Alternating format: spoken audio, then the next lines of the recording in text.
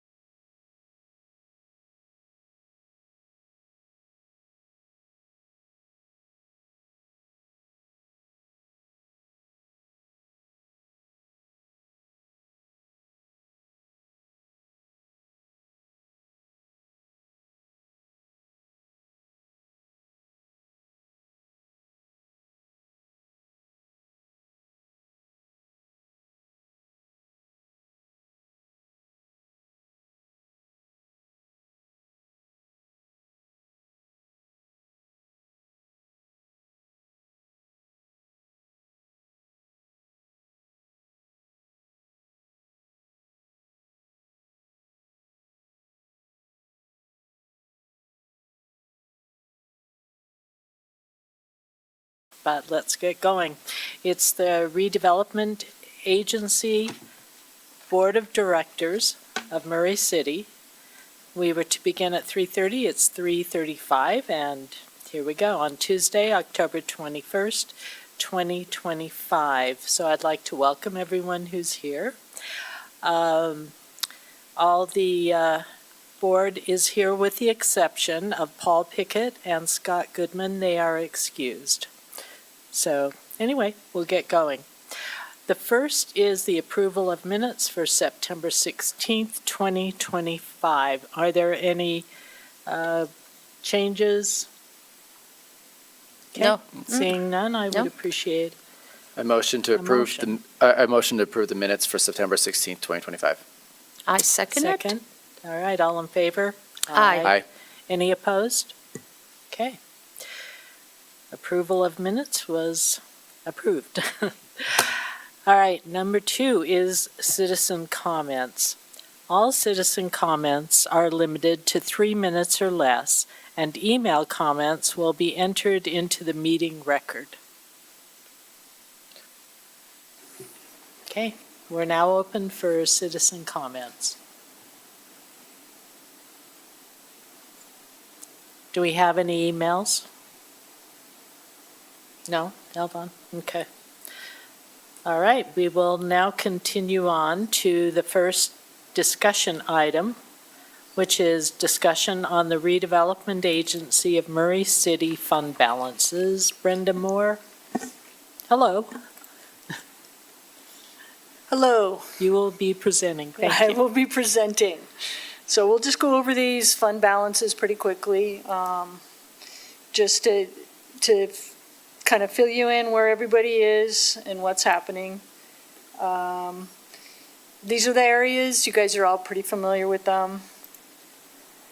Cherry Street, we're going to start with that one. It has stopped collecting in 2023. It currently has a fund balance of $41,000.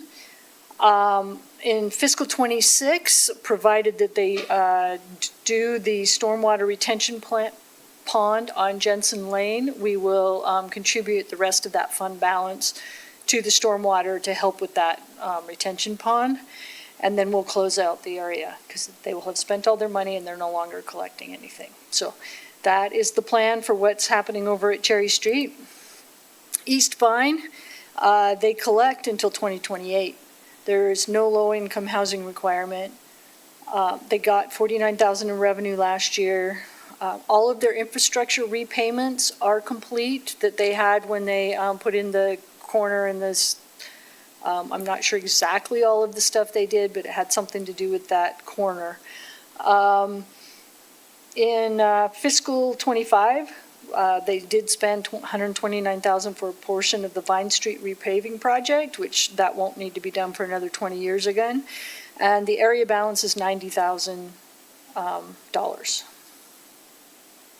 And we have no current plans and can't seem to find any right at this moment for the money that is sitting there. Fire Clay ends in 2033. There's the 20% low-income housing.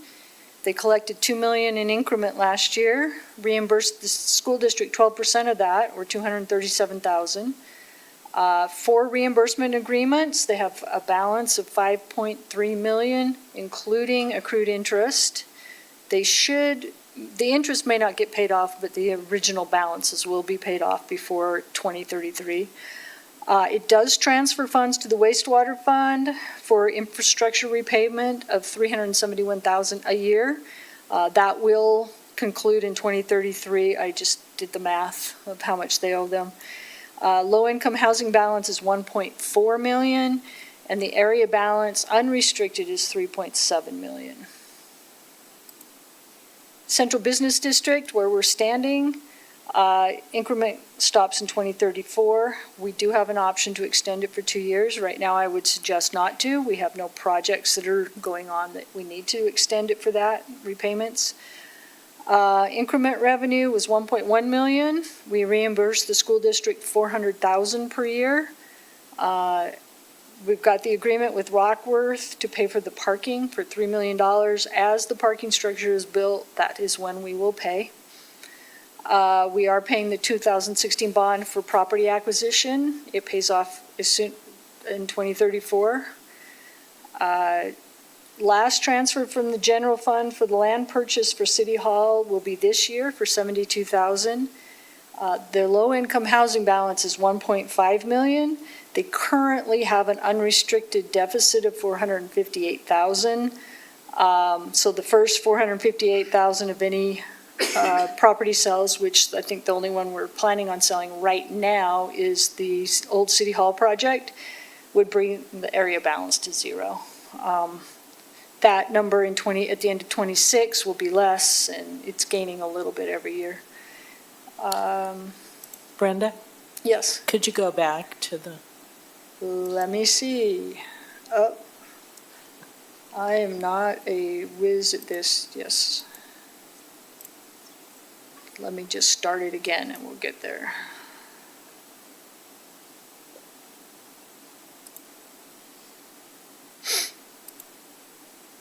I gotta figure out how to go backwards.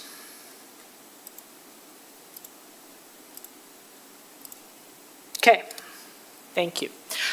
The 20% low-income housing requirement, is that yearly? How often do we have to pay that? It is calculated on the increment revenue, so we take 1.1 million, subtract what we pay back to the school district, and then multiply that by 20%, and that is our requirement.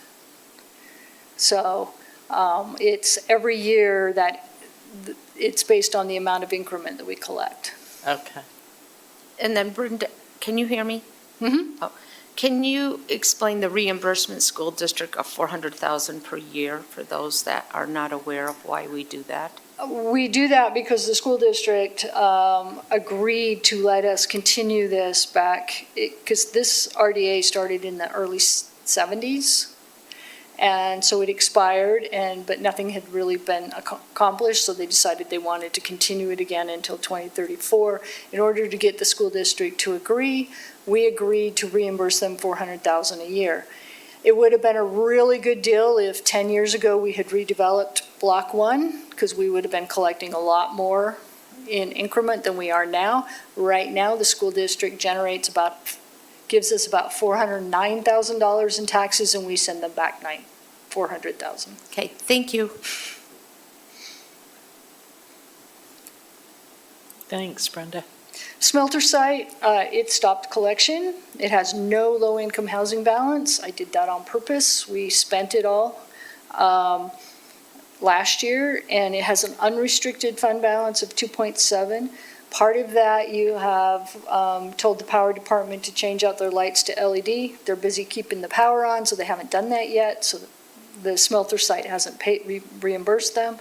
And then we have another project that we're thinking of doing, and I'm just waiting to see if use that 2.7 for it. And so in summary, the whole fund has $9.1 million. 2.9 of it, it's over here, is restricted for low-income housing, and the rest can be used in the areas for projects, as you see fit. I have a question about East Vine. Why does it not have a housing requirement? Like, what made that RDA district different?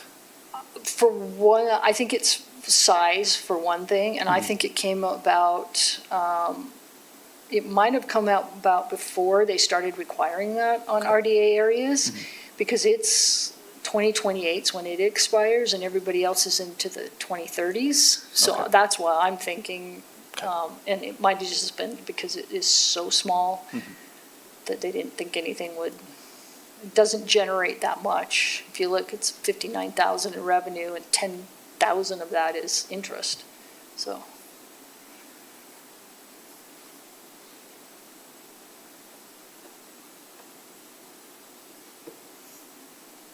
Any other questions?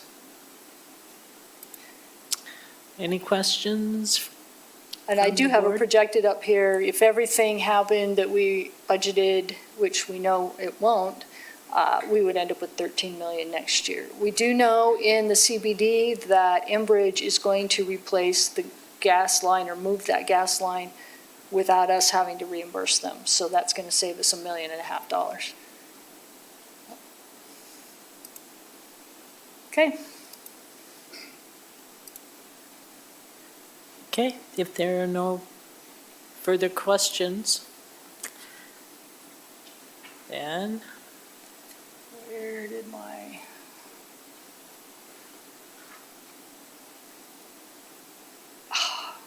Thank you.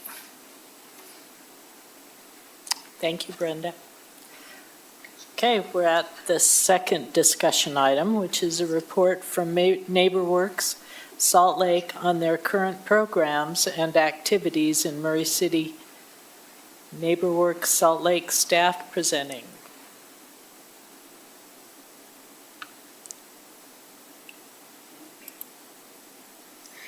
All right, hi everyone. I'll just start with introducing myself because I'm a new face. My name is Katie Hansen. I am the new Director of Homeownership Services for NeighborWorks. I took over for Tony in April when he retired.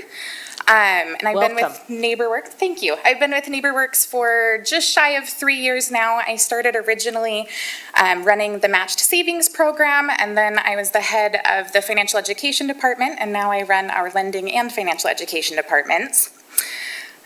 For the update, I'm going to go over the use of the program year 24-25 funds and then how we've used them thus far this year as well. And just as kind of a reminder for everybody, our program guidelines. So we have two different programs for Murray City. We have our down payment assistance program, which offers 5-year forgivable loans of up to $30,000 for individuals that are at a maximum of 120% of the area median income. So those forgive at 20% per year. As long as the homeowner stays in the home for 5 years, that money was free and clear to just help them get into the home. They pay back 20% per year if they leave earlier than that.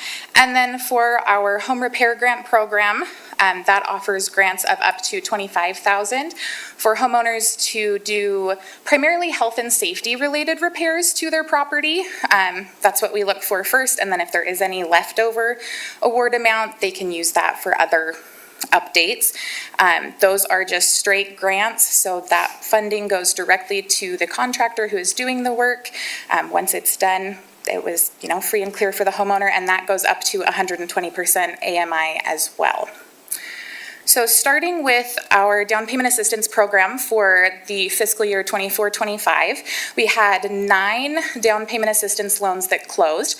7 of those were just regular down payment assistance loans for any prospective homeowner looking to purchase in Murray. 2 of those were from the city employee fund specifically. So that's kind of another program we've been doing as well, is for Murray City employees and school district employees. So we've done 2 loans out of that fund specifically. Of those 9 total down payment assistance loans, 8 of those were done at the $30,000 amount and 1 was at the $20,000.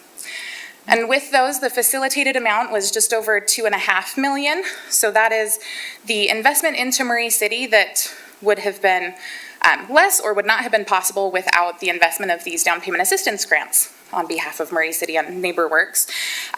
With that, an average loan amount of about $315,000, and the home types that families were able to get into, it was a split of 4 townhomes and 5 condos that were purchased with those, with the assistance of those down payment grants.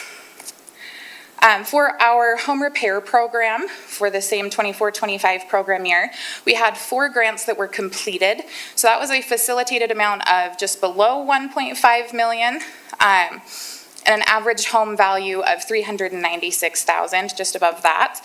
This is for existing homeowners, and again, we do prioritize health and safety related repairs. So what happens is once they have applied, they're eligible, we have our real estate development director go out and do a site visit. And he looks at the things that the homeowner has said they wanted done, but then he also looks at the rest of the home to identify any other areas that may need help first, that are more pressing, or directly impact health or safety, and then they can have their other things done if there's extra. So with the 4 grants completed, we did an HVAC replacement, there were some electrical updates, roofing, siding improvements, plumbing, insulation. We added accessibility in a bathroom for one of the homeowners. There was some flooring repair and then entry repair as well that were completed. For the 24-25 program year, the kind of demographics of who we were able to serve, it was majority female homeowners and prospective homeowners. Ethnicity split was pretty uneven, mostly non-Hispanic families, but we did have 3 Hispanic families, and then a majority of white households, but we did serve 1 Black, 1 Asian, and then 1 household that identified as more than 1 race. It was a mix of different head of household types. It was a majority of single individuals for this program year, several married, and then we did have one single parent headed household. That was a female headed single parent. Household size split was pretty similar, mostly single individuals, had 4 households with 2, and 1 household that had 3 individuals. And then the AMI ranges that those fell into, it was majority households that were in the 91 to 120%. That was most of who we did the down payment assistance ones for. Some of those other, the 30%, I believe it was actually a 22% AMI that was in that range. That was for a home repair. Those tend to be a little bit lower AMI. And then this is just kind of a map showing where we have done those projects. So the green is for the down payment assistance loans that were closed, and then the red is the home repair grants that were closed. For this program year, we did have at least one project in every single city council district. And I'll kind of leave that up for a second so you can look at it, but. All right, and then kind of moving on to our current program year. So starting in July of 2025, going through June, end of June of next year, 2026. So far, we have had 4 down payment assistance loans that have closed. And then we have 2 additional that are pending and scheduled to close in the next 30 days.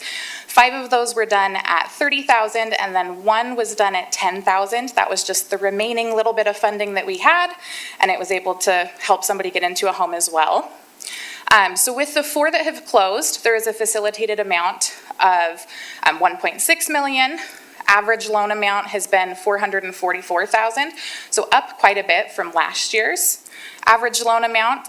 Home types is also very different, where we've seen a lot more single-family homes this year that people are getting into versus the townhomes or condos.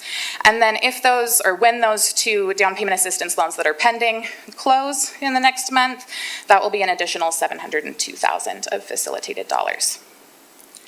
For our home repair program, for 25-26, thus far we have 6 grants that are pending.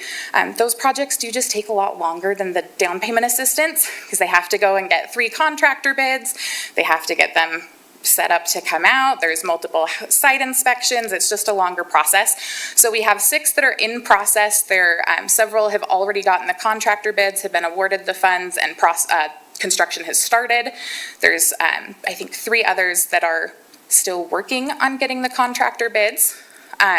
We did have, for this year's funding, we rolled over $20,000 that was remaining from last year's. And with all of these, once they close, we'll have a remainder of $30,000 left for home repair grants for the remainder of this year. The types of projects that are expected to be completed: plumbing, window replacement, we have some electrical updates, some flooring, foundation repair, again, adding some accessibility, insulation and weatherproofing, redoing some drywall painting, and some mold remediation. And then the demographics for this year, still a majority female, but a slightly more even split. Majority non-Hispanic households. Of the, I believe we had 12 total, only 1 Hispanic household, majority white still. And then looking at head of household, we had a majority of married individuals this time. Similar amount of single, and we did have 1 single parent. It was a single father headed household. Household size was a little bit more varied. We had 5 that were just single individuals, 3 households that had 2, and then we had 4 households with 4 individuals. And the AMI split was a little bit more broken up this time as well. We had the largest percentage fell into the 61 to 90% area median income category, and then 4 just below that in the 31 to 60% category. So serving those that are a little bit lower income with that.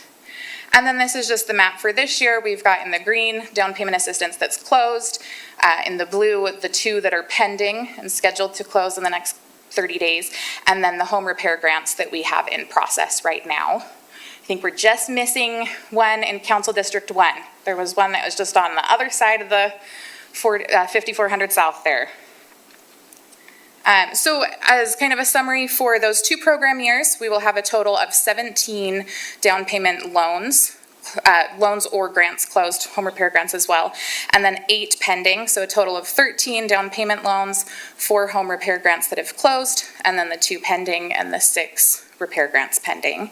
And that gives a total amount, counting the closed ones, those 17, facilitated amount of $5,721,000. 4,200,000 of that was down payment assistance, 1,484,000 was home repair, and then once those pending ones close and the projects are completed, that will be an additional 700,000 facilitated dollars for down payment assistance, an additional 2.3 million for home repair. So total for those 2 program years, once all of those close, is going to be 8.7 million facilitated dollars. And then I'm just going to end with kind of a quick update on our Tripp Lane development. Unfortunately, NeighborWorks' main goal is affordable housing. These will not be sold at affordable rates. These will be sold at market, and then the profit will be put back into our community land trust and our other affordable development initiatives to try to bring more affordable housing. So currently, we are building on lots 2, 11, and 12. You can see the average price they're listed for here, and the kind of size of those. I believe all 12 lots have an unfinished basement as well, or will once they're completed. These are some pictures. We went out actually yesterday and did a site visit and looked at those 3 that are in process. So they're coming along really well. I think they're a little bit ahead of schedule from where they wanted to be. They should be fully completed here within the next couple of weeks. So that again is lots 2, 11, and 12. This website, the tripplane.webflow, that was created by Keller Williams, who's our realtor service. So anybody who is interested can go see all 12 lots, the square footage, how many beds and baths, and kind of the plan for the ones that are still not yet in process. And if anybody's interested, they can get their name on the list for when those do come up for sale. So our realtor is Dave Fredrickson with Keller Williams. That is the best way for people that are interested to let them know. Can I ask you some questions on Tripp Lane? Yes, I hope I can answer them. They're gorgeous. Has anybody come to you or to Keller or Dave about buying these homes yet?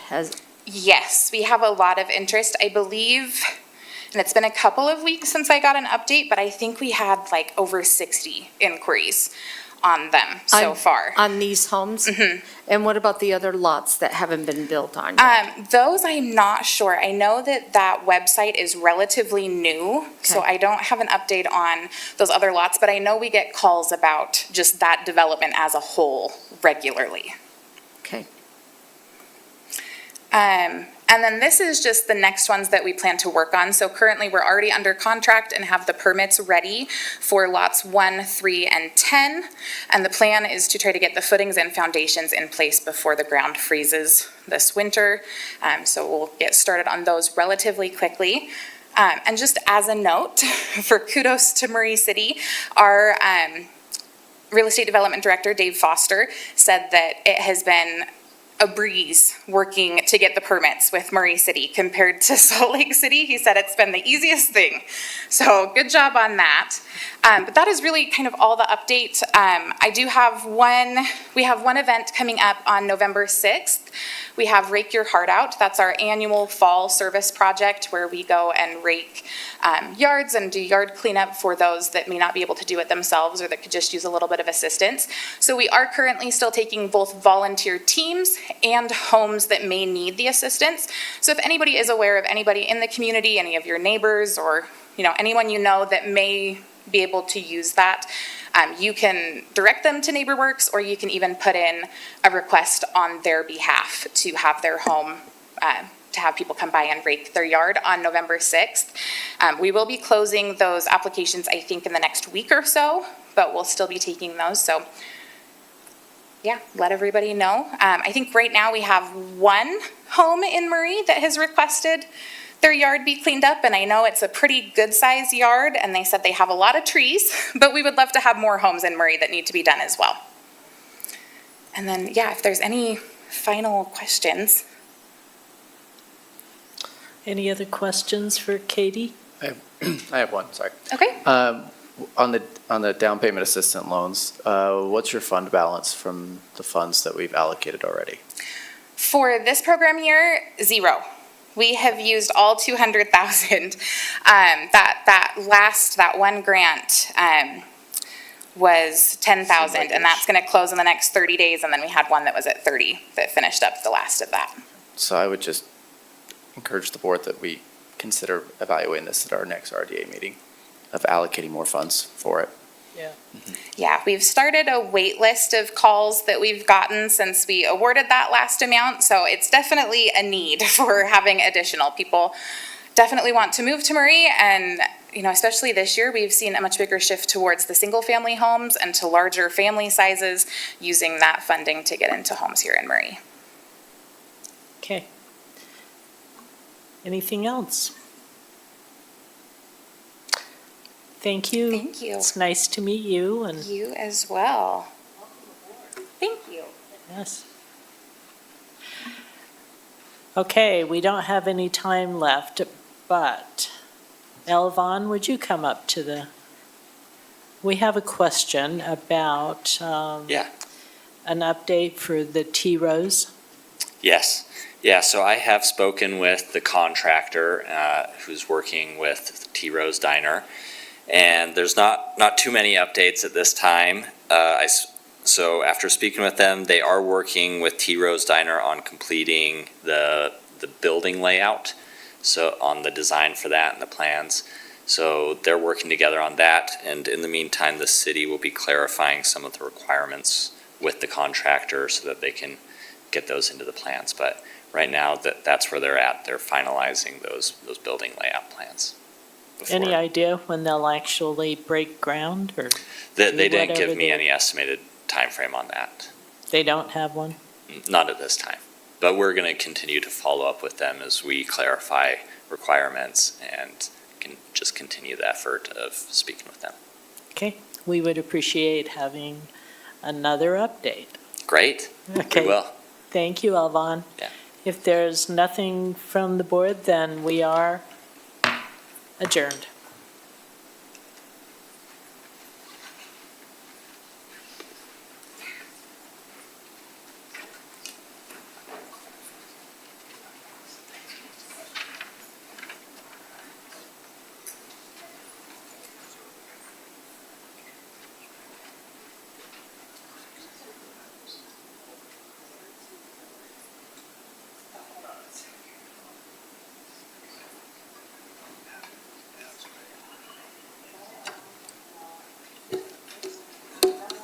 I remember the first time I met with you in the which he is a farmer and Cowboy hat.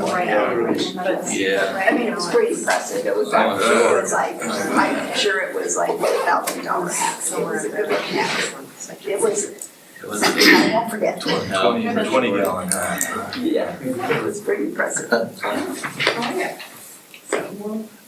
Slides on the presentation there. So is the meeting in here? Yeah, meeting's in here, so we'll go up to this table. Okay. And we'll start, like, working on it.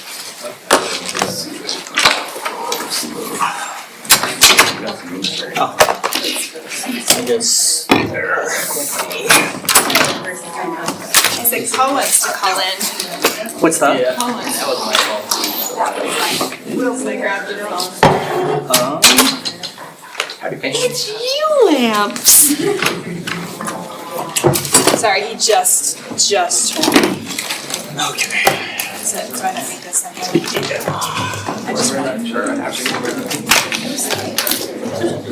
My clock's still off.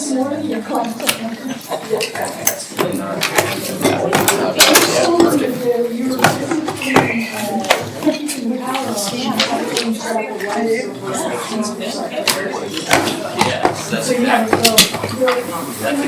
right. Thank you. We're getting there. We've got a decision made on street.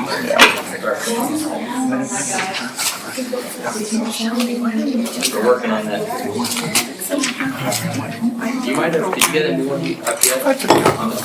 Very good question. Since there's only 3 of us. That means we all have one vote.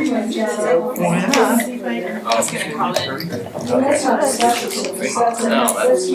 Are we hot right now? Sure. Yeah. Is the mic hot? Okay, then use it.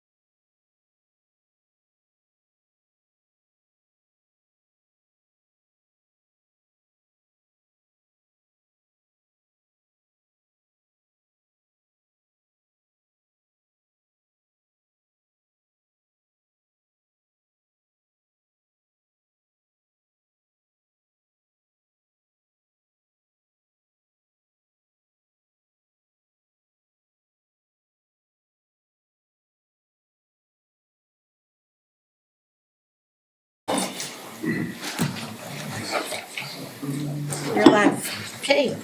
Welcome, everyone, to the Murray City Municipal Council Committee of the Whole, October 21st, 2025. We're waiting for Paul Pickett to call in. Scott is excused. Goodman. And this is Paul. Hey, Paul, can you hear us? Yes. Okay, you will just keep on mute. If you say something, let us know. Okay, the first agenda item is the approval of the minutes of September 16, 2025, Committee of the Whole. I will take a motion and a second.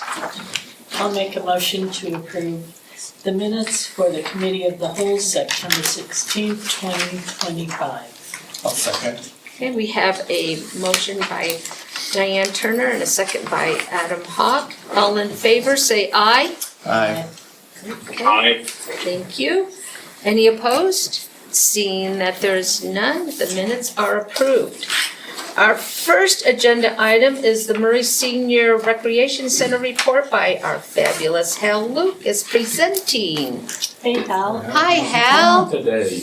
Good, how are you? Yeah, my time's almost gone. I'm sorry. I'll try and make it fast. Okay. Well, I do thank you for allowing me to talk to you about life at the Murray Active Aging Center, also known as the Senior Center. We do thank you for your support. The first item is, brief discussion is, on September 18th, we had a Mexican train dominoes tournament. And for those who may not really know what Mexican train is, I do. okay, it's a activity which, I guess my mouse doesn't work, oh, there it is, okay. Where you have dominoes and you have tokens like trains and a hub, and you play everything. So you start, and this one is kind of weird, because you usually start with a double 12, but then you go tell everybody, till somebody runs out of their tiles, and then you put in the 11, and then you put in the 10, and you keep going down. And as you can see here, they have so the hub's there, and then each player goes off his own little rail here. Unless you can't, then he puts his token on there, and then other people can play on it. So it's apparently a pretty good game, but people like it in there. So as you can see here is an example of some people have needle boards, some people just put them on the side, and you can kind of see how everybody had their little train going out here. So just kind of if you're interested, I can show you the rules, but they're basically, the biggest thing here is that it depends on the number of players, how many tiles you start out with, and how many end up in the boneyard, stuff like this. So that's good. But anyway, as far as the tournament goes, we had 17 people that signed up for the tournament. And so in the dining room area, we had 3 tables set up, so we're 6, 6, and 5. and then each table played to a completion, and then they kind of shuffled people around a little bit so that everybody didn't play by the same people all the time. So the different groups had real good times together as we proceeded. And out of this group, out of the 17, we had one person in their 60s, 12 people in their 70s, and 4 people in their 80s. So you can see it still goes quite high. Anyway, the Mexican Train Dominoes game is every Thursday from 12 to 4. So it's an ongoing class, or not a class, a game night or game afternoon. And we just decided this is the first time they've ever had the activity to be a tournament. Also this year, we just completed our annual boutique on the 13th from 10 to 1. The art decided to rearrange the tables a little bit different, so it made it a little easier for people to get around. We had 18 vendors and 24 tables. There were some people with 2 tables, and then the center had a couple tables. But it seemed to work out real good for the vendors. They had a pretty good return. We had a number of return vendors. And then the vendors sold everything from books to blankets to birdhouses, dolls, to home decor, holiday decor, candles, crochet items, card holders, metal art, and wood toys. And so. And pens. And which? Pens. Oh, which I bought a lot. You bought a lot? Oh, okay. So you supported the center? Oh, yes. I think the pins probably came from the Heritage Group. And so you helped them. They made $1,421 that evening. Okay, so you helped support them then. Yay. Okay. And out of 14 surveys that were returned out of 18, the most common request was that we have a longer period of time. Because, like I say, with that shorter period of time from 10 to 1, it kind of cut into the time. So, I think I've almost made up my time here, okay. So I do thank you for allowing me to let you know what's going on in the senior center, and things are going well. Thank you. Thank you, Hal. It's good to see you. Good seeing you too. Okay, our next presentation of the independent audit for fiscal year 2024-2025, Brendan Moore and Robert Wood. You have 45 minutes. Hi, Robert. Hope we don't take 45 minutes. Hey, Rob. Good, how are you?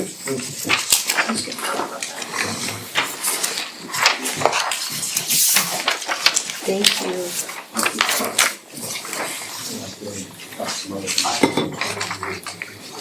Okay, thanks for having us here today to talk about the annual comprehensive financial report. I sent you a PDF earlier, and this is the actual book.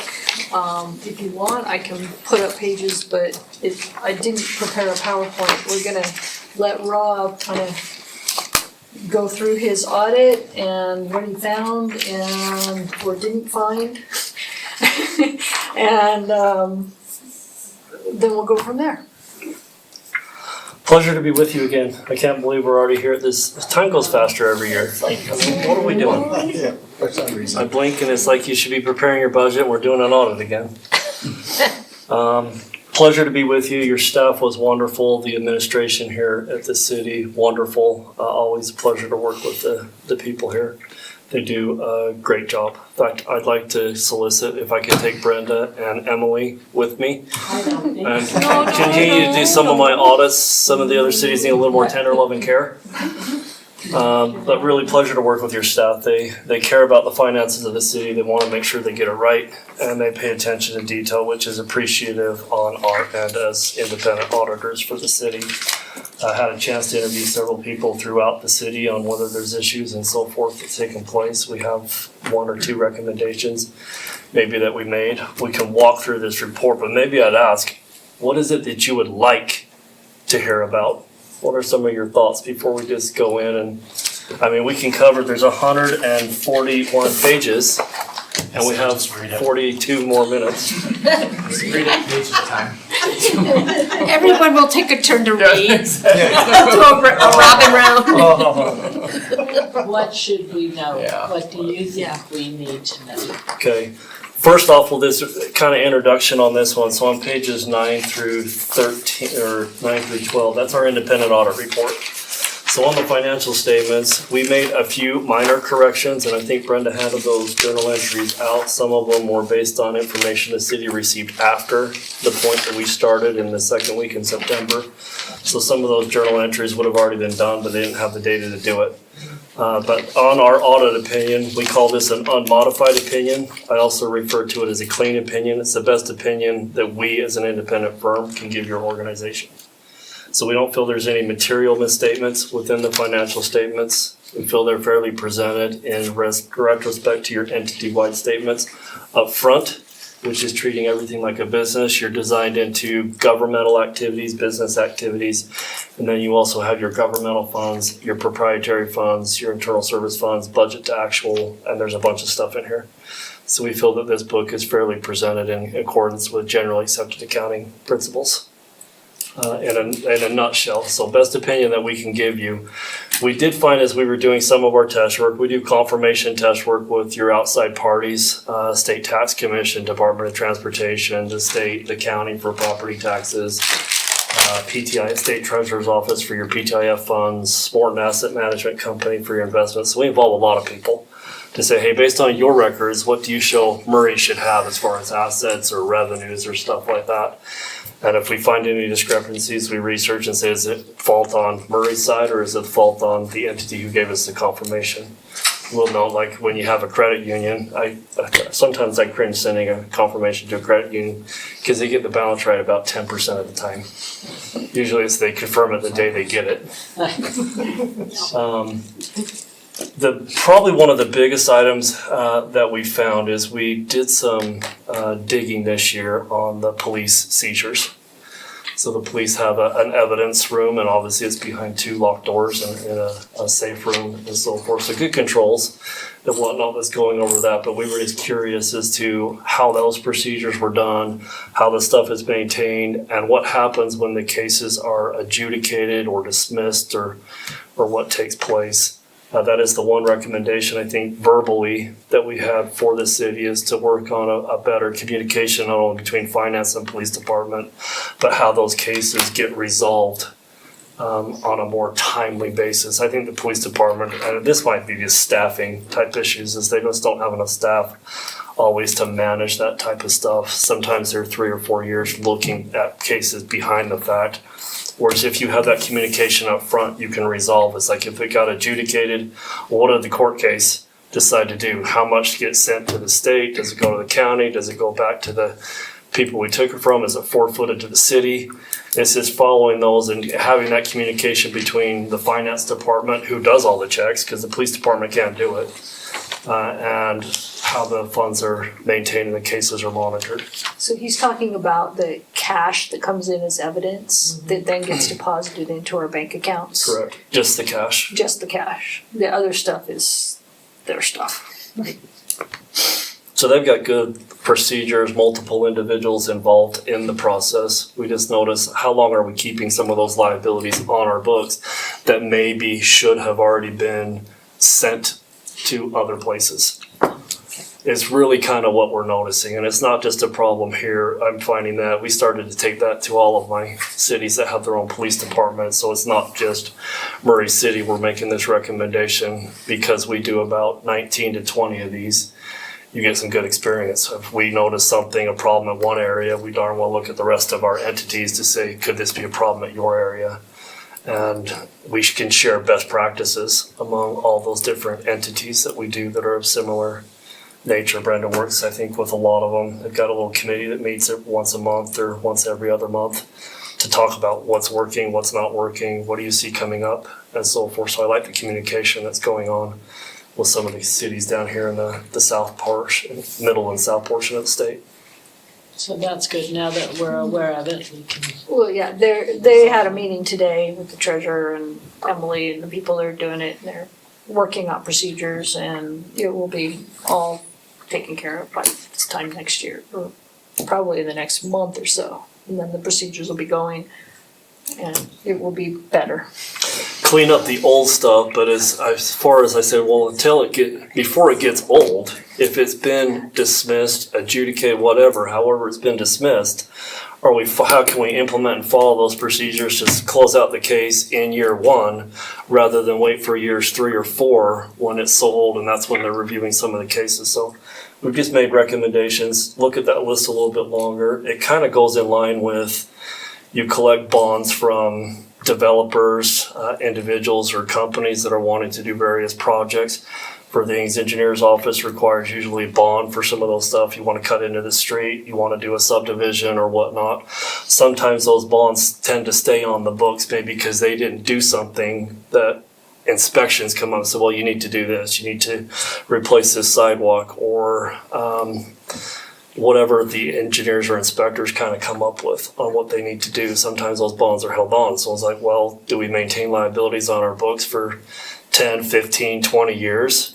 Or what do we need to do to resolve some of those? Because I've seen some of those bonds, it's like, well, that was 30 years ago. Was the work ever done? Oftentimes it gets to, so they're asked to do something, it's like, I'm not gonna do it. Like replacing sidewalk, that's gonna cost me $10, $15, $20,000 to do it. And my bond was for 5, go ahead and take my bond. But there's a lengthy process to close out a bond, from what I understand. But this goes along the same line. Are we holding on to stuff that we need to send to other locations? That's the one biggest thing I think that we found, and it's really just a verbal, how can you improve your process? Not that you don't have them there, it's, well, how can we make it better? Which is what we recommended on that stance. I think we found one piece of property that I think was sold for the T Rose restaurant over here that we changed up a little bit. But as far as finding stuff that need to be adjusted, you can see the journal entries that are there. You don't have much. I have some entities that have over 30 journal entries. So big thanks to the finance department for what they do in taking care of the reconciliations and the transactions as they get processed in a timely fashion and properly. So just really quick, just so you know, the very first one that seems really long, that is pension, and I just had a math and data entry error in there, and so it affected everybody. So that's kind of it. We had to wait for UDOT for our Class C. I had a loan that I left in rents instead of putting it in debt. On the back page, had to wait for Transjordan for their financials, had to wait for Gold Cross to get their data. I neglected to tell our fixed asset person we sold the T Rose, so it didn't get removed from the books, and these guys caught it. Which we will handle and not do that again. And then a couple reclasses of how we decided we wanted to present some stuff, so. Nothing major. That's why we have an audit. That's why It we would have be an a audit. good report, you know, that's what I was told. Somebody should go back to the bill and says, in God we trust, and everybody else we audit.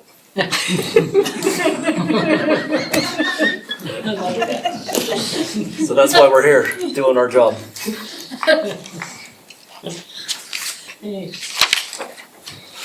Overall, if you want to talk about a couple of funds, how the financial health of the city is doing, because obviously, you know, that's a concern for your citizens. You know, are we being taxed too much? Are we paying too many fees? Maybe I'll let Brenda have some highlights that she's covered, and then we can answer any questions that you've got. So, on page 29, and Paul, if you have your thing, it's page 39, if you happen to be looking at your PDF I sent you. Thank you, that's very helpful. It's because the PDF has covers in it that this doesn't count when they're in the book. Anyway, this is, the statement of net position is as if we were running a business. So it has assets and liabilities and basically those are the two things. It also has these funky things called deferred which I still don't understand why they put these on here, but it's basically stuff that we're not gonna be able to have access to in the next little while to spend money on.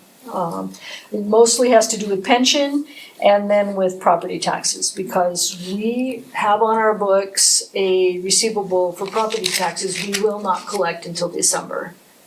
And so it's put in deferred, because we can't use it for anything.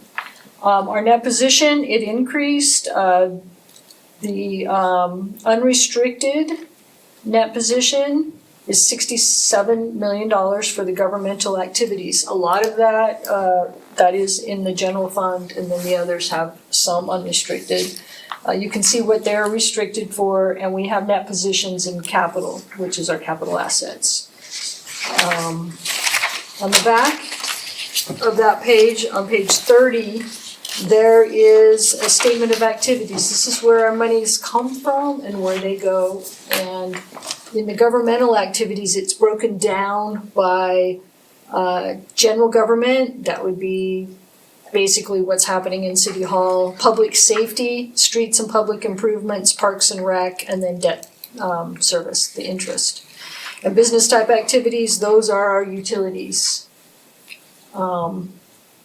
And so it starts with the expenses and then says, this is where we get our money. And our taxes are down below. And all of them did have a change in net position, which is what you want, a positive change overall in the city. So we're up to a net position at the end of the year of $351 million, most of which is capital assets. The interesting thing on that schedule, when you look at the governmental activities, when it starts with your expenses by your functions of government, and then you get to, here's the program revenues, whether that's through charges for services, an operating grant that came through, or a capital grant. You get down to, here's our net revenue or expense. Well, business funds should always be generally in a positive position. They should be charging fees and collecting stuff that's going to pay for their operations. Governmental funds are not. So you see that you have a deficit of $53 million on expenses. That's where your taxes and sales tax, property tax, franchise tax, and that's where those sorts of revenues come in, is how much are you having to subsidize the main administration of City Hall and some of the works that you have here. So that guys, it gives you a picture of how much subsidy you have that's not covered by fees and grants. Cool. Balance sheet. I'm not gonna go over all of them, but this, if you look at the bottom, fund balance, it's on page 32. And Paul, that's 42 for you. It breaks it up, our fund balance is into non-spendable, that's stuff that we've prepaid basically. Restricted, that means that there is something that it has to be restricted for. That $4 million is mainly stuff that needs to be spent on roads. And then the unrestricted fund, unassigned fund balance in the general fund is $16 million. That's what you're always interested in. Yeah. It did go up, and the unassigned fund balance is at 25.9% of our revenue for last year. 25.9. I try to keep it right between 25 and 26. It's a State math. allows you to go up to 35% on that one. And it's based on that number, the assigned and committed, those are the three that you have control over. Restricted is from outside, so it's not you restricting it. Your restriction comes from resolution or ordinance, and that would be put in with committed. Restricted is coming from outside bodies, somebody who gives you a grant, say you can use this for a road, like the county said, hey, we'll share the road construction here on State Street and whatnot. Those are what your restrictions are. It's not that, hey, we just decided to restrict this because we want to use this for transportation. It's taxes and grants and so forth. Some other party outside the city is the one that restricts it. And then the unassigned, they look and say, well, what, compare that to your general fund revenues, and that needs to be between 5% and a maximum of 35%. And we've determined that You're 25.9 is an appropriate level. It gives us money. Capital Projects Fund, it does have $33 million, it says right there. in fund balance, and don't go spending it all in one place, 32 million in fund balance. 27 million of that has already been budgeted, being saved for as projects earmarked.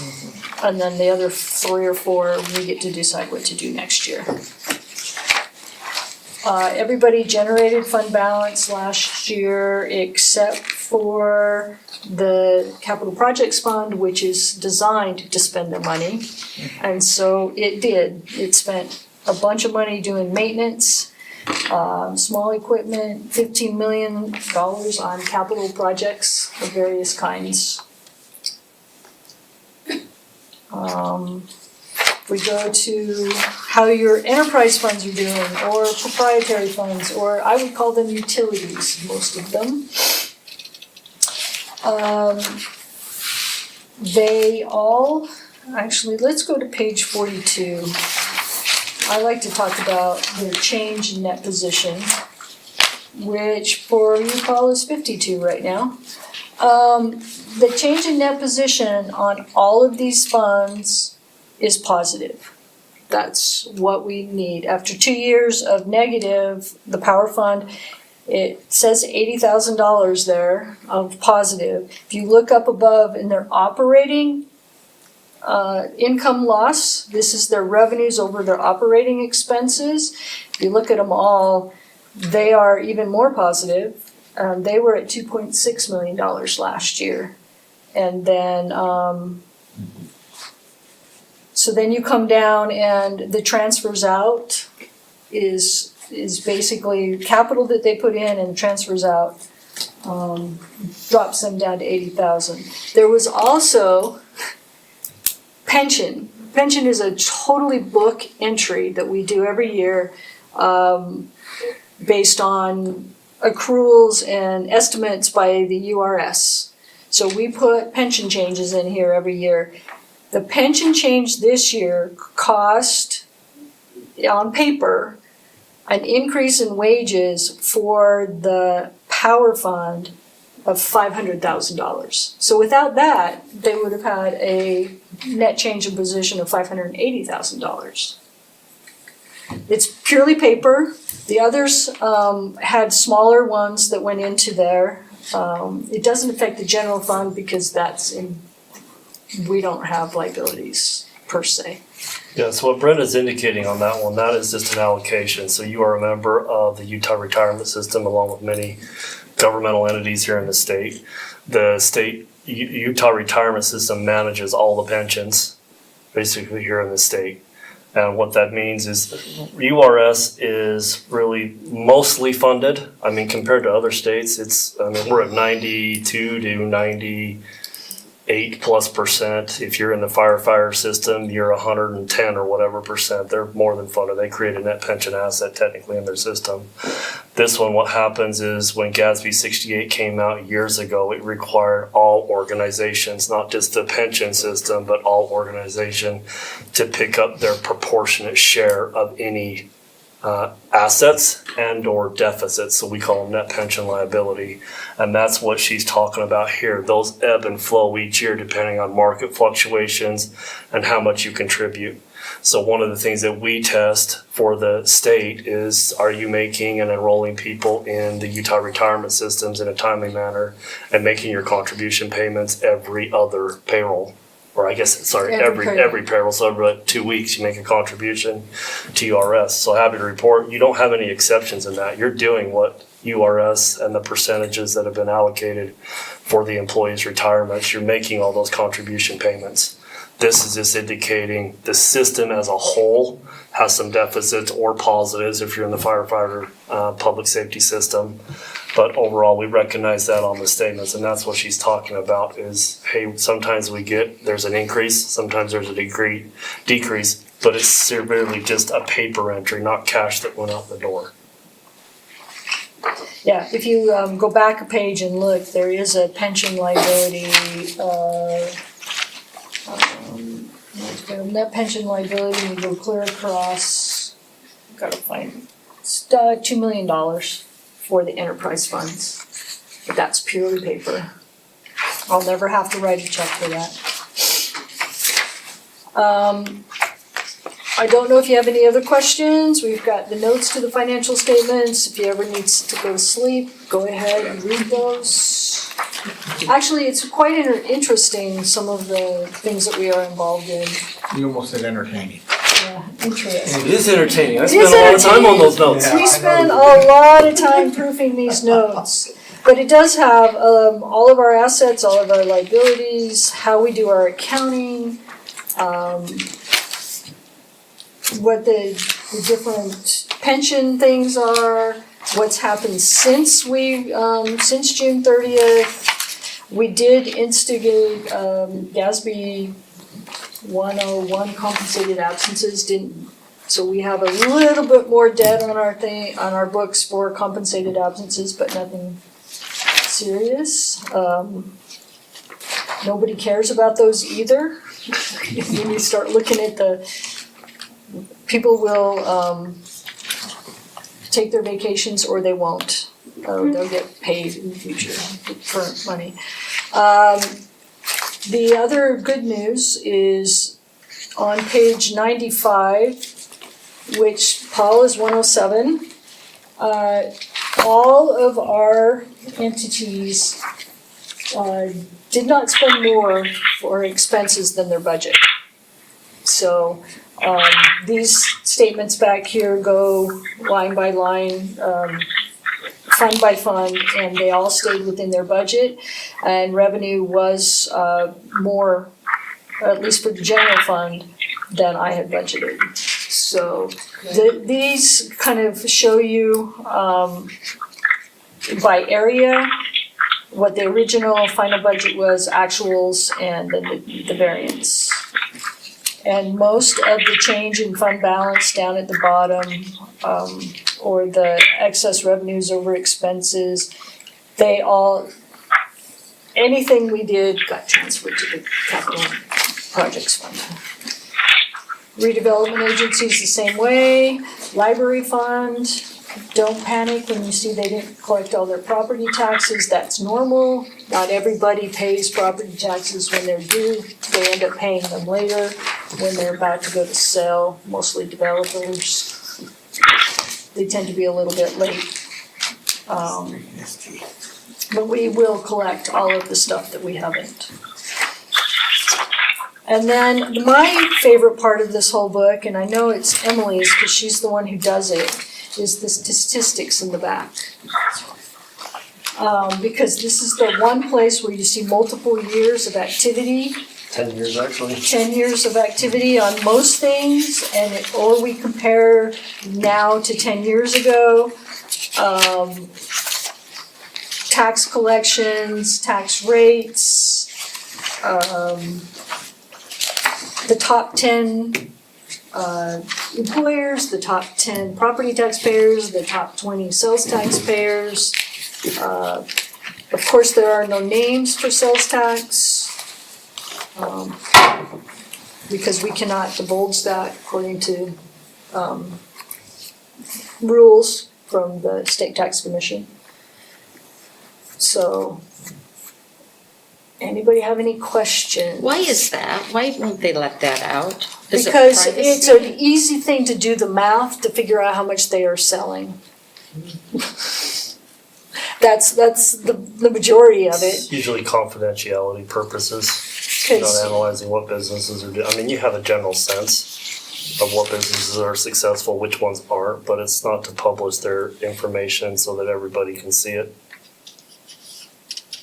Yeah, they keep that as private. It's one thing to be publicly traded, because that's, I mean, you can go out to the SEC and grab information on publicly traded companies, but on privately held corporations, it's private information. One of the things that's beneficial and why you do this is, I think for 45 years, you guys have received the 44. GFOA Achievement Award. Well, one of the requirements is you need to put together this statistical and have some of the stuff up front. So it's not just presenting your financial statements, it's going above and beyond. But what's beneficial, what you've done over the last couple of years, you've had some significant bonds to build this building, Public Works building and so forth. Well, a lot of the information, the bonds companies are gonna want you to do are maintained in these schedules right here. So because you already do it, it makes your bonding process a lot easier because you already have the information. Or those that just do a basic financial statement, which is the middle portion of this book, they're gonna have to go out and find that type of information. You've already got it. So we fully anticipate with this book, you'll receive the award again. I've never had one of my entities who applies for it not receive it. That's awesome. Congratulations. Thank you. That's really awesome. So maybe I'll cover the final two reports at the very back of the book. So on page 137, Paul, sorry I don't have the PDF page number, but Brenda does. 152. So we do two compliance reports.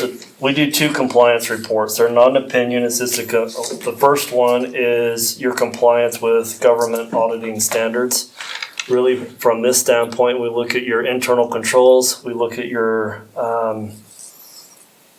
compliance with government, with grants, and other type issues of similar nature. Sometimes you have a single audit, sometimes you don't. Happy to report that in this, not an opinion, but our report, we didn't find any discrepancies in the way your internal controls are designed and in the way you manage your financial activities in accordance with governmental accounting standards. The final report is required by the state auditor's office. Now on this one, there's stuff that we test every single year, such as your budget process, you guys adopting and approving a budget, you guys amending the budget during the year. Brenda mentioned, did we have any appropriations or expenditures that were above appropriations? In your case, we don't. That's one thing that we test, the fund balance percentage. We talked about that between 5 and 35%. We also look at stuff every 3 years on a rotation basis with certain things. But these are all stuff that are published out by the state auditor's office, who ask us as the independent auditors to cover various tasks of what the steps that they want us to control, such as your governmental fees and are you collecting more in fee revenue than you are incurring expenditures. Stuff like that. Are you bonded for your public treasure and any dishonesty stuff if you had to ever file a claim for fraud or something like that on your books. Happy to report we didn't find any discrepancies in any of these areas. So this is a clean opinion. Wow. Indicating the city's in good standing on that one. I guess I'll check. No findings. Yeah. So kudos to the city. The city's doing what they're supposed to be doing with the finances that are collected. I know it's a daunting task to say, okay, do we need to raise property tax rates? Where are our funds? I mean, what was it, 2 years ago that the power fund all of a sudden incurred a $12 million loss? So yeah, they've got positive revenues, but those type of items can go in a hurry if something goes south. You can see if we go back to that page, you spent $27.2 million this past year just on purchasing power to provide it to your residents. That's a huge expense. Of their $43 million, 27 of it was to buy power to distribute. And we did split that out. Before it was in one account, it just said maintenance and operations. And so we have split that out on the statements now, just so that we can monitor it. And we did do that power cost adjustment, so that if power came in higher, we collected $1.2 million on that. Our power cost was $1.4 million higher than last year. So it did exactly what it was supposed to do. We haven't had one for 5 years, or 5 months. The cost of power, Greg can tell you, has been unusually low this summer. So we didn't have to do one during this last 5 months. So that's a good thing, and hopefully it will stay that way. Other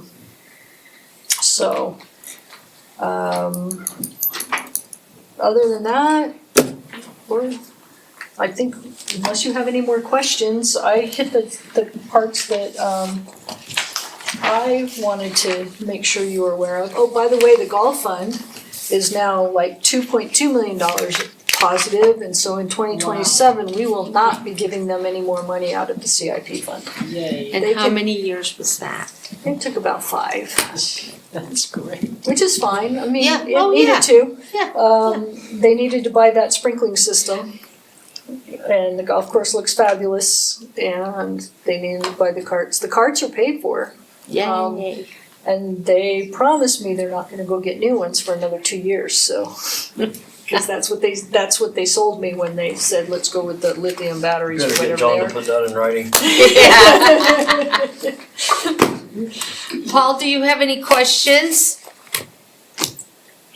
I don't, thank you. It's just a lot of reading, but it's very well explained.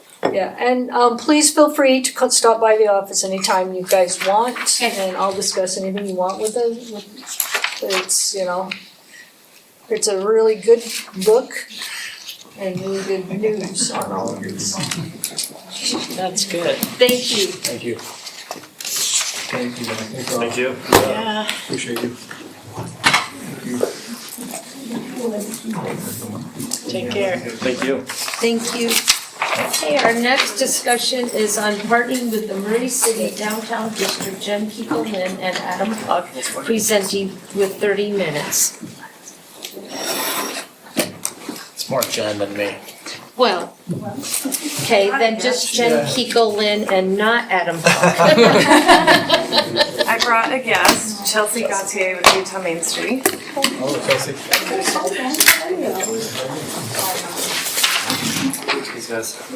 Bye. I saw your name on there. I see you're presenting. Here it is.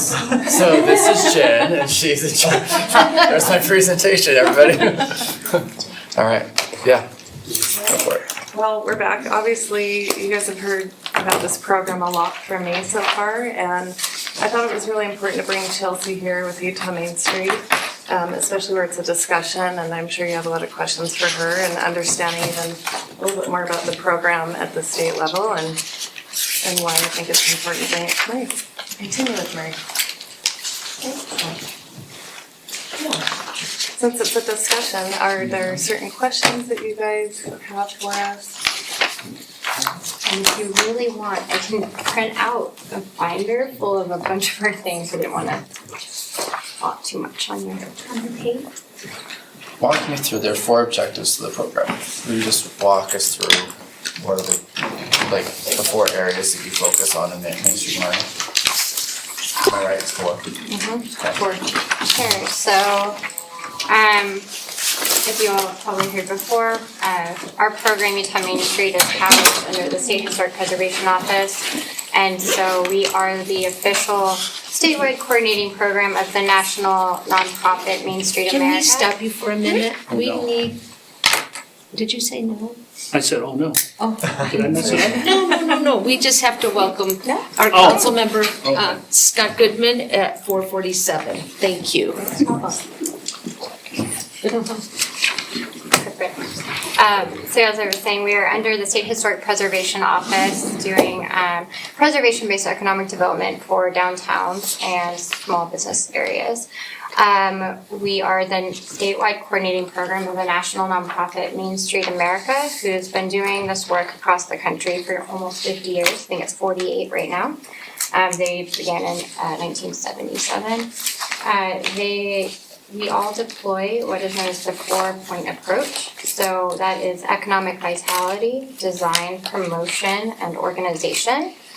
So the work that Jen has been undertaking really looks at a balanced approach, doing this with the community and with the city. So it's looking at what is the design, your physical features in your city, if you're downtown, that's really helping provide that sense of place. It's bringing together your sense of community through promotion and how you're telling your story of place. Like what are your defining assets that you have in your downtown and what do you want to add to it? What are the unique features you have through storytelling and what is your buy local experience? And then we're looking at economic development and economic vitality. So how are you supporting your small businesses and entrepreneurs? How does that work, in conjunction with property owners? One of the things that Jen has been doing is she collects a building and a business inventory. So she's seeing what are the types of square footages that are in some of your existing buildings? What are the businesses you have? Are some of the businesses growing? Do they need a new space that they could also transition into another space downtown? So she's gathering all of this data to help support the economic vitality of your downtown. And then you're looking at the organizational structure. As a community-led approach with, partnership with the city, she's building a huge volunteer network of across all Murray residents and really building the strong leadership to help support goals that you guys have in your downtown plans, that she's developing with the work plans to help implement some of these efforts and really build up the capacity to do this work alongside you all. So that's kind of in a nutshell. I'm happy to confirm that if you want. How do other municipalities support their Main Street programs? Sure.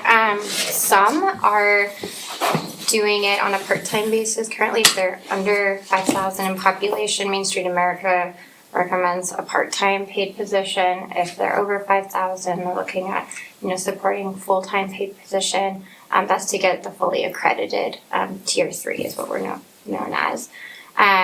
Cedar City is supporting a Main Street manager. Ogden has a good public-private partnership. Some are structured fully under the cities and some are under a nonprofit with a strong public-private partnership. We see this across the country. There's some great examples in Iowa. Again, our program has come back in 2021 from it being on a hiatus for a little while. So we're really building up the communities in the program again. And we're seeing a lot of really great impact through this. Nationally, with the reinvestment stats that they're collecting that we're also contributing to, we're seeing about for every dollar spent in Main Street districts, you're seeing like a $21 return on your investment. So it really is like leveraging that. So you're investing in the process of organizing with their community alongside your plans. And we're currently at level 2. Which is really remarkable because you started a year ago, like now, really? And typically you see someone in the first tier when we're just getting started, they're from 1 to 3 years, and she did it within a few months. She's like, oh yeah, I got my nonprofit status already. I was like, you did what? And she's built really strong support with the business owners as well. You're knocking on doors, you're going around to everyone, which is really awesome. So she got into what is known as Utah Main Street Tier 2 affiliate, also recognized by the national organization for the work that was done within a few months of 2024. And then what she's built upon in 2025 has been remarkable. In our Tier 2, we provide technical assistance on lots of different subject matters. We also have an architect on staff, preservation architect, who is there to help property owners and business owners if there is something in the building, like how might we redo this, and we have that on staff as part of design technical assistance for you all. You also brought in a $30,000 grant through our program for one of your local businesses at the T. Rose Diner, as she's looking to revitalize her building. And so, yeah, you've done a lot in a year. Yeah, the architect's been amazing. I've actually had him at the flower shop and Tea Rose, and he's walked her downtown a few times, and that's been a great resource. Annie has used him several times. Yep. That's great. Is there any time requirement or from going from Tier 2 to Tier 3? So to reach the national accreditation, which is Main Street America's standards, that would be a full-time paid position, but you have to meet 6 standards. And she does a community self-assessment every year, so she's gearing up to do that in the next month or so. And then after she does her assessment, we assess her. And then after we do our assessment, Main Street America assesses. So there's a lot of checks and balances throughout this whole process to make sure everything is on track. Okay, but there's no time that we have to, like within 6 months or a year, or so we can be at level 2 for a while, then there's no hurry to. Yeah, Okay. right. And we wanted, it's really led by the community, and we're here as Utah Main Street here to support you guys in a way. We're essentially halfway there, though. The report card that I shared with them, we had threes, and quite a few of those, I think, 2 of them, I think. And that's a long assessment that you have to do. Usually people spend Yes. that was very 40 long. plus hours going Yeah. through. Very long. Yeah, and they have detailed work plans they have to do each year, align their budget with that, identify who is the lead on this. And in a nonprofit section, it's like, well, who from the city is also gonna be well versed with what's going on, so it is like not somebody like, oh, she's over here going rogue. No, it's working with you and with the community. There's a lot of accountability with this program. Like she said, the statistics and everything that I have to report. And a lot of that does come from Elvon. He's helped me substantially over the last couple of months with those statistics. And I would say the number one thing I've learned from walking the downtown businesses is a lot of them have vacant space. A lot of them are hiring. A lot of them have outgrown their space. And I've passed that information along to Elvon, and I think it's been very beneficial for us to work together on that. And being a fellow business owner and learning this and kind of being that liaison between them and the city, and they're sharing this information with me that I don't think a lot of people maybe realized. I would say especially not just the vacant space, but a lot of these businesses are outgrowing their spaces. And being able to hear which businesses those are and be able to partner maybe one downtown business with another, and they'll be able to collaborate and help each other. So, and that's already happening. Yeah, and right now we're kind of in a transition period. I mean, we're in the process of developing, you know, our old city hall and block 1 and so I'm just not sure where this fits in at this point. And so that's one of my concerns. That is a great segue to my question. Yeah, right. That was awesome. Thanks for teeing that up. So I apologize for being late, but you may have already answered this. So how does this work? The way I see this, you guys are supporting the mayor's vision, right? For how the city. The mayor, with your downtown plans like you've recently adopted. Right, but that all supports the mayor's vision, how Murray should, the direction it should go, correct? Mayor's vision and checking in with the community Okay. as All we're right, going. so it's Yeah, not necessarily input from the council, although you are right, keeping us abreast of what's going on. Of course. Yeah, I behoove that because right. mayor doesn't own any money, but but yeah, it's just, you're not working for the mayor, but you are supporting his dreams, how Murray should go. The mayor's streams, the community's streams, and it's keeping it Okay. like the touch points on Okay. that. Yeah, All right, I just want to make sure that I understood yeah. which way it Really was, good. which way the tail wags. That's all I wondered.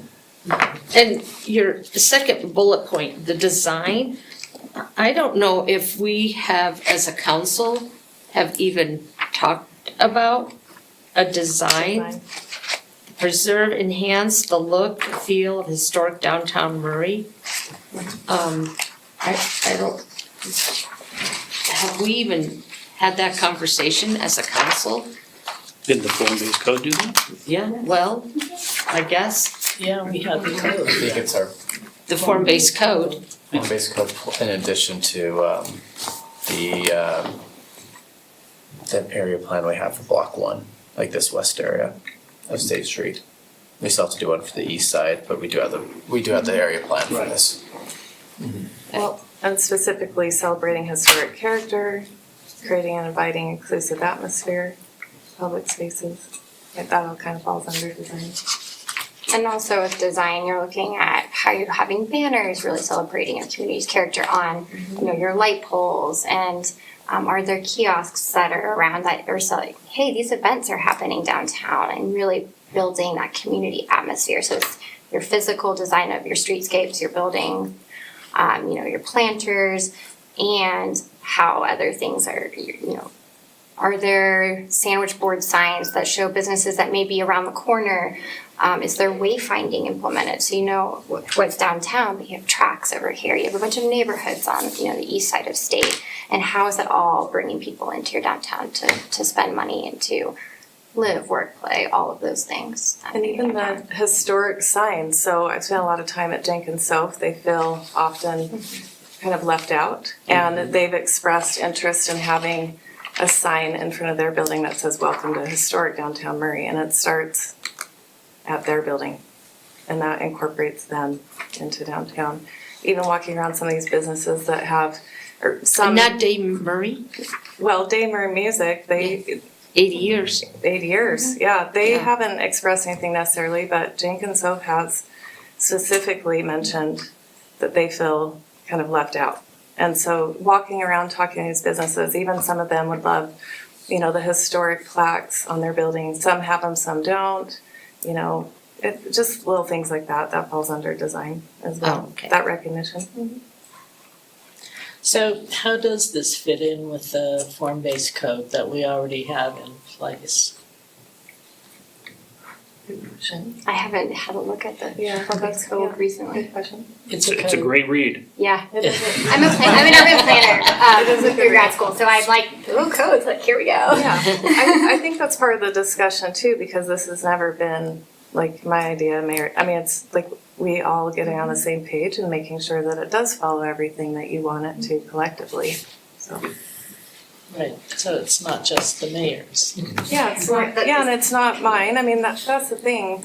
This all started out of a passion for really what I felt like was missing in Murray as a business owner and a resident, and then bringing this. And the more I've got into this over the last year, this is just an incredible program that has decades of, proven statistics and history. And there's a reason that Utah has this, and why so many cities, why this is expanding very quickly in Utah, and just the support that I've been able to already have in the last year. That's why I've been able to push it very quickly. So, but incorporating everyone's ideas together, not just mine. I'm just laying the foundation, the groundwork to let it really run from there. And that's where the community-led approach for all of the Main Street functioning, it's great because you might talk, we all have differing opinions, right? But through what she's doing and creating the work plans for what is her organization going to be looking at for the next 3-5 years, they're defining and saying, oh, I hear you. Okay, this is how we're going to move forward. And it's all supporting too what the city is working on. So it is just bringing those voices in, bringing them in as volunteers, and making the next steps. Gotcha. So, let's see if I can word this right. If we fund this position, are you planning to be the executive director, or are you planning to hire it out? I would love to be the executive director. Okay. I've put a lot of time into this.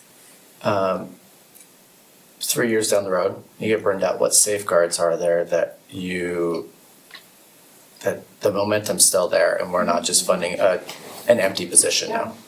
Yeah, so we have full succession planning that we can start out from day one too of here's where all the files are. This is what I've been working on. These are the people whose contacts we have. These are the major stakeholders. And then we look through okay, if Jen's not doing this forever, right? We can't do it forever. What type of qualities of it, so you're constantly making sure that it is double checked. And we talk through this with them. We have monthly meetings with everybody. She submits things quarterly of all this data and where are you at, what struggles might there be, and we are that checks and balances to help see the next transition. And who would, is there a board to remove the executive director if they're Yes. not working? Yes. Yes. You see if there's an off-ramp. Yeah. Yeah, and part of board development as well, once that really gets up to date, is she'll have reviews. And we have examples of questions to ask in these reviews and to really make sure that it is checks and balances are any issues. A lot of accountability. A lot. Which I love. That drives me almost even more. The level of credibility that we have monthly, quarterly, the statistics, everything that we need to provide, I think is another great thing about the program. You're not just kind of floating out there creating something. We have the state to report to. Would it be ran like NeighborWorks?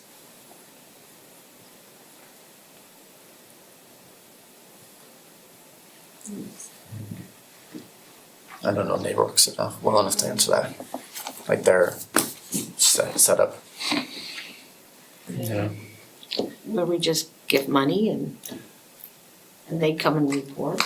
That would be how the agreement would work. Yeah, our agreement would be similar to NeighborWorks in that regard for us. And then they would work with Elvon similar to how NeighborWorks works with Elvon. And he's already doing that, right? Mm-hmm. I'm on the NeighborWorks committee as well. Gotcha. You are a busy woman. I don't know how she does it. Do you sleep? It all no, I don't. That's my husband, I don't. It all blends really nicely together though. It just does. There really is a nice overlap and there's a reason why all these things go together. Well, this was almost the missing puzzle piece of the other things that I was doing. And I might add, she recently presented to, was it last week? Presentation to all of our Main Street communities. We have 22 in the program across the state. And each month we're tapping a different director to present on a topic that is a strength of hers or of theirs. And she presented on the business relations and all of these other communities were like, how do we do this? Oh, I love what you're doing. And so everybody's learning from one another. And so there's a really great, not only within the state, but within the broader network that we have that it's like, hey, what did you do? Or hey, I'm stumbling into this. Do you have any, thoughts? And there's that there. Plus, there's the network nationally that people ask questions. There's an online, question board where Main Street America, where it's like people are saying, hey, what did you do in your community? We don't have to reinvent the wheel. Like this has been done for 48 years. And give us some examples. And people share their documents of things that worked for them or didn't. And they're like, hey, don't go this direction. I learned from this mistake. And so people are very, very open to share how they learn. Do we have a list of the cities that are at level 3? There are we don't have anyone. No one. In Utah Is yet. anyone out of the 22, Close? are they level 2? Oh, yeah. There's Okay. 12. There's 12 of them out of the 22. And how is that director or person being paid? Or is it volunteer? So it's all across the board. Usually we're trying to make sure there's a robust budget when they're putting it together. They're nonprofits. Some are housed in the city and they have just a line item for their work. If they are in a nonprofit, like really the strongest, it's a combination of different funding sources. And that's how they're able to build and expand their capacity. So. Okay.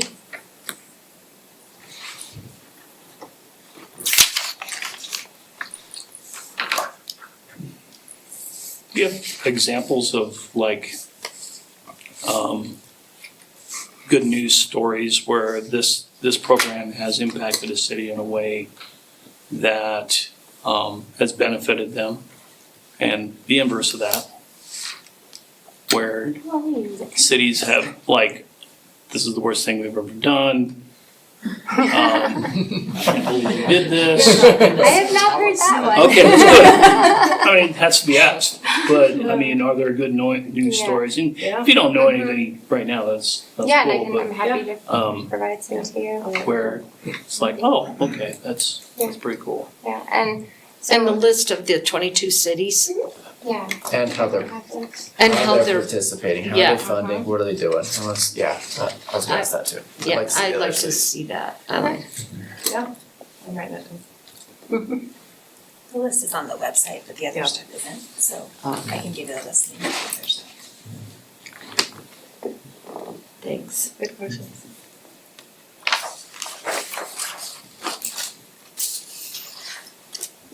I don't have anything else. Yeah. except Me either. for- Anything else? I'm good. Okay, Paul, are you there? I forgot there's. Yeah, I'm right here. I'm just wondering, as I was listening, I didn't hear what the KPIs would be. What's your measurement for success? Did I miss that? Do you want me to email them to you? We have 6 different Yeah. standards, and then under the standards, there's a lot of other measurements, plus the quarterly data that she's collecting, or that Main Street organizations collect. So it's very detailed, and I'm happy to send that to you. Thank you, I appreciate that. Anything else, Paul? No, that's it. Thank you. Okay, thank you. Yes, Ladies, we thank you. appreciate you coming. Thank you. We appreciate it. Thanks for all you do for our community, John. Yeah. Good job. I told you I don't sleep. And that's a really common thing across many Main Street directors around the country. Everyone has similar personalities, just like go, go, go, go. We don't sleep. Thank you. Okay, our next discussion is on a resolution authorizing the Fremont Solar PPA project transaction scheduled under the master firm power supply agreement with Utah Associated Municipal Power System and related matters. Greg Ballon, Matt Young, and UAMP staff. Yay, UAMPs. Sure. I'll sit back there. We have another chair over here. Greg, if you want a comfortable chair, there's one in the corner. You don't have to sit in the corner, but you can. I've been funny. There's a reason that chair's there.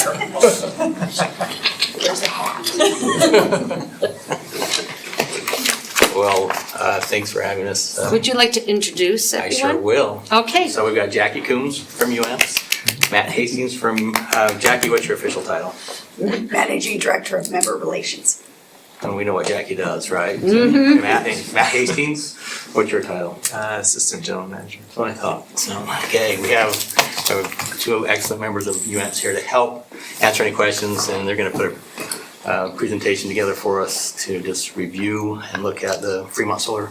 So, let's turn the time over to Matt and let you start. Sure. Sounds good. Thank you for having us. Appreciate it. So there are just a few slides here, not a lot, but just highlighting the information that you've already received in your packets. But UAMPS has entered into a 25-year power purchase agreement. It's not effective until all of the member utilities or member cities enter into the resolution supporting it. And so that's what we're doing now is working with each of the members, the UAMPS members, to approve that power purchase agreement. So we have the 60-day window right now under the power purchase agreement in which after executing, between execution and 60 days later, we need the members to approve it. But it is ideal timing in terms of the overall things going on in the United States. We had the Inflation Reduction Act that provided some great benefits for solar generation. Those were reduced through the One Big Beautiful Bill. And so it's an ideal time to go ahead and enter into a power purchase agreement where we can still exercise the ability to take advantage of those credits, tax credits. What happens is the developer takes advantage of the tax credits and passes on a lower cost of energy to UAMPS, which is then passed on to Murray. If you stop off at the rest stop just north of Parowan and Paraguna, and you look off to the west, that's the location for the project. Sometimes it's kind of fun to drive by, and my kids get sick of me telling them, hey, that's one of UAMPS projects. But it is fun to be able to do that, so I wanted to point that out. The green line that goes down there is the transmission line, so ideally situated to interconnect with that transmission line there. Again, information that you know, the rate for the solar generation is $35.45 per megawatt hour. I know that on the battery side, the pricing is a little bit challenging to grasp because it's based upon, I'll call it like a rent payment for the capacity of the battery. So if you were to install a battery at your house to power your house when the power's off, and you rented that battery. It's similar to what we're doing in the power purchase agreement. We're renting that ability to use the battery. However, in the example of in your house, you would just use it when the power is off. We would be using it every single day. And we'll go through a couple of slides that just kind of graphically demonstrate how that would be done at the UAMPS level. When you consider the total overall cost, including the battery, then depending upon where you're at in the 25-year term of the contract, it's between $69 and $74 per megawatt hour. And then the renewable energy credits, sometimes known as RECs, would be owned by Murray for Murray's 7.9% of the project. So just a few graphs to illustrate the value of the battery and why we need to participate in the battery along with the solar. The blue line represents just a standard average. So we took the forecasted generation from the project and averaged it for each of the days to show what the generation would look like overall. So that's the blue line.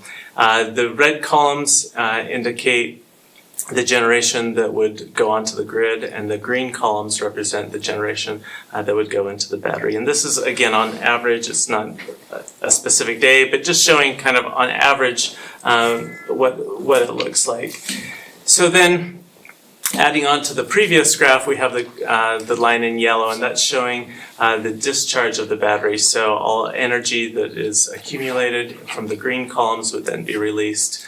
And as you can see, we kind of levelize the amount of energy that is received and pushed to the grid throughout the day. The majority of Murray City's load is industrial. I think it's about 32% is residential. But there's a distinct load shape for Murray. And it's very similar to the load shape for most of UAMPS members, where during the day people get up in the morning, turn on their heaters or their AC, and load ramps up. People are at work or at play throughout the day, and then and then ramps down at the end of the day. Yes, absolutely. Look what I learned. Yes. I'm so pleased. And so this last graph is just showing the dark or the wider purple line is showing the net generation that is provided to the grid throughout the day. So you can see, whereas, let's see if by chance I can't. You can see where generation trails off hour ending 1819, 6, 7 o'clock. You can actually extend that out through the battery down into the evening. And so that's the true value of having the battery along with the solar. We can only take on so much solar alone before we have problems with being able to balance it out with other resources. But the solar plus battery is a unique resource that we're able to utilize that wider range of hours that it can be used through the day. So just wanted to share very briefly, Greg, I don't know if you want. Can we go back 2 slides real quick? Yes. I just want, so if you can, so this, what the slide represents is the green is actually charging the battery. So they're taking part of that, and you probably caught that, but I just want to make sure we emphasize that the green is actually charging the battery up. And so part of that output is actually charging the battery, and then we get to release it where it matches our curve. When our curve starts to go up, our load starts to go up at about 5 o'clock. And then peaks and then starts to drop off and levels out about 11 o'clock p.m. So that's the beauty of this, is that it will help shape our peak. And so this is our first time that we've had solar with a battery at UAMPS. It's our first project. So we're excited to be a part of this, but I just wanted to make sure we understood the green. It's kind of neat to show that we're charging so we can discharge it when that affects us a little better. Because right now, in the middle of the day, prices are really, really low because of all the solar that's out there. So we can take some of that and it would get normally and put it towards the battery and use it when we need it at our peak. So, yes. I think it's awesome. You sold me a solar. good. But battery That's a is, positive. but yes, but the battery option is really, that's kind of, that's, Icing it's on in the it. cake. Yeah, it's really gonna benefit Marty. So it'll help a lot, so. And Greg already took us through a lot of this stuff, which is really helpful, so. It's great to hear. I only fell asleep 3 times reading. I know, it's. Now, when do I thought the tax credits for the solar has already gone away. They have not gone away. There are a lot of convoluted details. A good chunk of them go away in 2027. Oh, okay. And so that, you'll notice that the anticipated commercial operation date is also in 2027. Right, so that also kind of explains the hurry up to get people on this before. Okay, that was my main question, is why are we in such a hurry? Because governments don't run this kind of pace, yeah, so. We've been negotiating the project for 2 years, Yeah, So, yeah, about 2 years. 2 years ago, we identified solar and battery as a need that we had in our annual resource procurement plan at the UAMS level. And so then, at that point, we pursued specifically this developer. The pricing was great, opportunities were great counterparty that we felt was very strong. Yeah. And so it has been a long negotiation though. It's the transmission interconnection, the same that we're working on the natural gas projects that have delayed some of the projects. So it's been in the works for a long time. Okay. But now we have positive movement in transmission, so we can consummate the project. Great. so there's a lot of moving parts. Oh, I For can sure. imagine, yes. And then he addressed the 60-day window, and it just so happened that 60-day window falls on a November where we got pushed to the third Wednesday in October, or third Wednesday in November, and that put us like 8 days outside the 60-day window. So that's why we're bringing it today in the committee of the whole and into the council meeting tonight. So that's why we wanted UAMS here to answer any of your questions you might have that. We appreciate your accommodating that. Yeah. So it also explains, I was trying to figure out why they picked that site, but location of the transmission lines makes total sense now. I And didn't catch that in solar. the packet. Was that in there? Must have fell asleep Page doing that. Must have- 45. Did we get page 45? Page 43 for you, Paul. Sorry. That was great. Paul, I'm grateful you're on the line with us. We appreciate your Well, joining. thank you, I appreciate you. We appreciate your joining this meeting for sure. So is this going to replace one of our other sources that we have now? Yes, And- so we have, thank you. So we have, Sunnyside Coal. Sunnyside. Sunnyside Coal, yes, that is, Oh, that yeah. one might be done already. They're having some issues. I don't know if it's done, but I mean, they're having a few issues right now, but it's supposed to sunset in the year. 2026. 2026. Is the termination of the staff So- power purchase agreement. And that was 3 megawatts. So this will fit in nicely for that replacement. And we talked about our landfill gas. The Salt Lake County landfill gas we're good through 2028 now. But so if that goes away, this will be a nice fill in for both of those. So it's definitely needed, and we're grateful to have this actually coming online. When it's coming online, it'll fit right into our So Sunnyside portfolio. will go away, Yes. or Yeah. I mean, there was talk about repurposing something there. I don't know if that's ever because that hasn't gained any ground. So that was just talk. so it will go away? Yeah, it will go away. Yeah, it Okay. turns in 26, so it was It only will- a 3-year project, a 3-year term of an agreement. And that's why we got into that, because we knew it was a short term, and we were trying to fill the need for our Four Corners area that was shutting down at the same time. So, but it's filled the need, and it'll get replaced with solar now. So that's nice, right? So when you looked at your portfolios, when you got into the 2 natural gas projects, this project was also in your portfolio. So we projected it to come on with those 3 projects with the timing of each, so Okay. on a long-term portfolio basis. If there is more available, do we have the option of buying? So What's we the are actually option putting of other up to cities? 15 megawatts. So we're in the resolution, you'll see, we're taking 7.862. Yep. But we're writing the option into the resolution, if you pass that tonight, that we will have up to 15 if it's available. So to piggyback off of Diane, what's the adoption rate of other municipalities? Very high. We have maybe just a few megawatts of capacity that are not being picked up. But there are many members that want additional solar.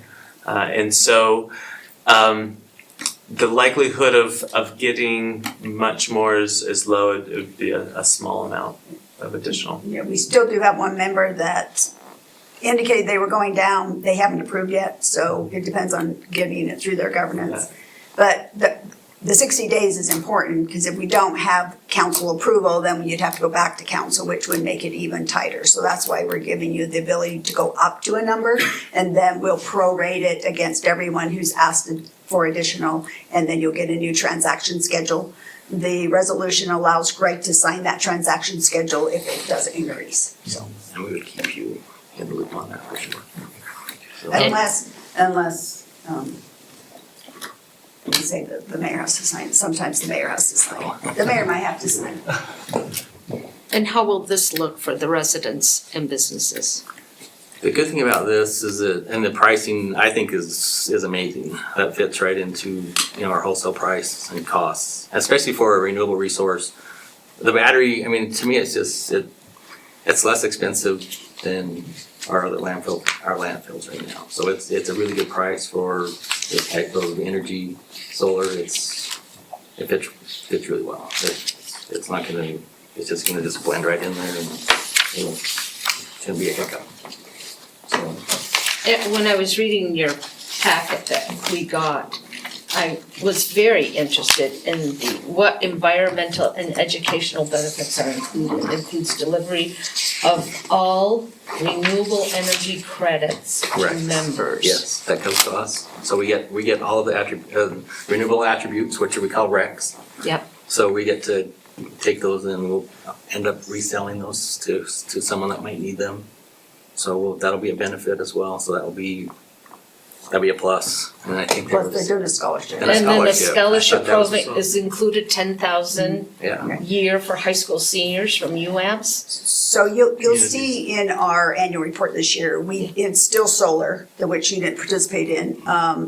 They also gave scholarships, so we opened it up to all of the schools, and they applied in their junior year.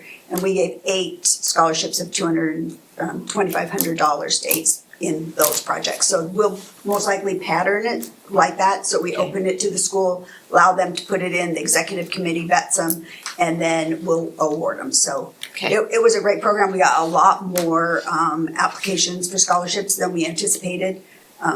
We felt pretty comfortable that the $2,500 was worthwhile to make the application, so. Very much so. But that will happen once it's online, so it'll have to be after it goes live. Yeah. Then we'll do it on an annual basis, so it's a huge benefit, so.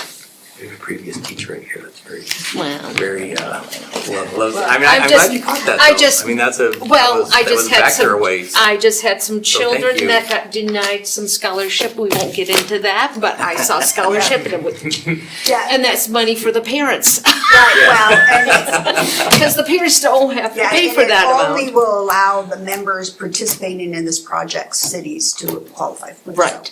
Gotcha. Okay. Paul, any questions?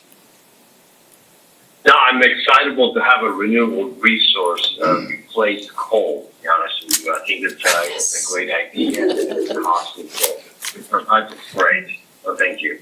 Well, At least we didn't say nuclear around Diane. we appreciate UAMPS, we really do. I appreciate that. Yeah. I still like coal a little bit. Oh, It's kind of like right having now- 2 credit cards on a trip. You want, something happens with the solar, you have the coal to lean on and, but anyways. Until there's a replacement, yes. I mean, Yes. it's a Definitely. good resource, but it's coming. We've A got diverse resource portfolio. geothermal's looking good. Yes. Good. Geothermal, we got some good news on geothermal as well, so I've been we're hearing pursuing good some good things. resources. UAMPS is, they do a really good job. I like the diversity. I want our city to understand how well UAMPS does for us. I mean, Yeah. if we had to do this on our own, Oh, heaven help us, right? I mean, they do so much. And it's all the behind the scenes stuff that you don't see. Just getting this resource to us, all the tagging that they have to do just to get it here to us is amazing. So please, we appreciate all they do. And Matt and Jack, you're top notch. So and we're grateful to have them here with us today. thank you. So Any other questions for us? I'm excited. Good. thank you so much. Thank you for coming. Really appreciate it. All right, our next is, how are we doing on time? Oh, did you hear that? Perfect. She said perfect. Perfect is good. Okay, our next discussion is on a resolution approving agreement between Murray City and Utah Transit Authority, UTA, relating to procurement, installation, ownership, maintenance of artwork on UTA-owned Mid-Valley Express stations. Rowan Coates presenting. Hello, Rowan. Hello. Thank you for having me.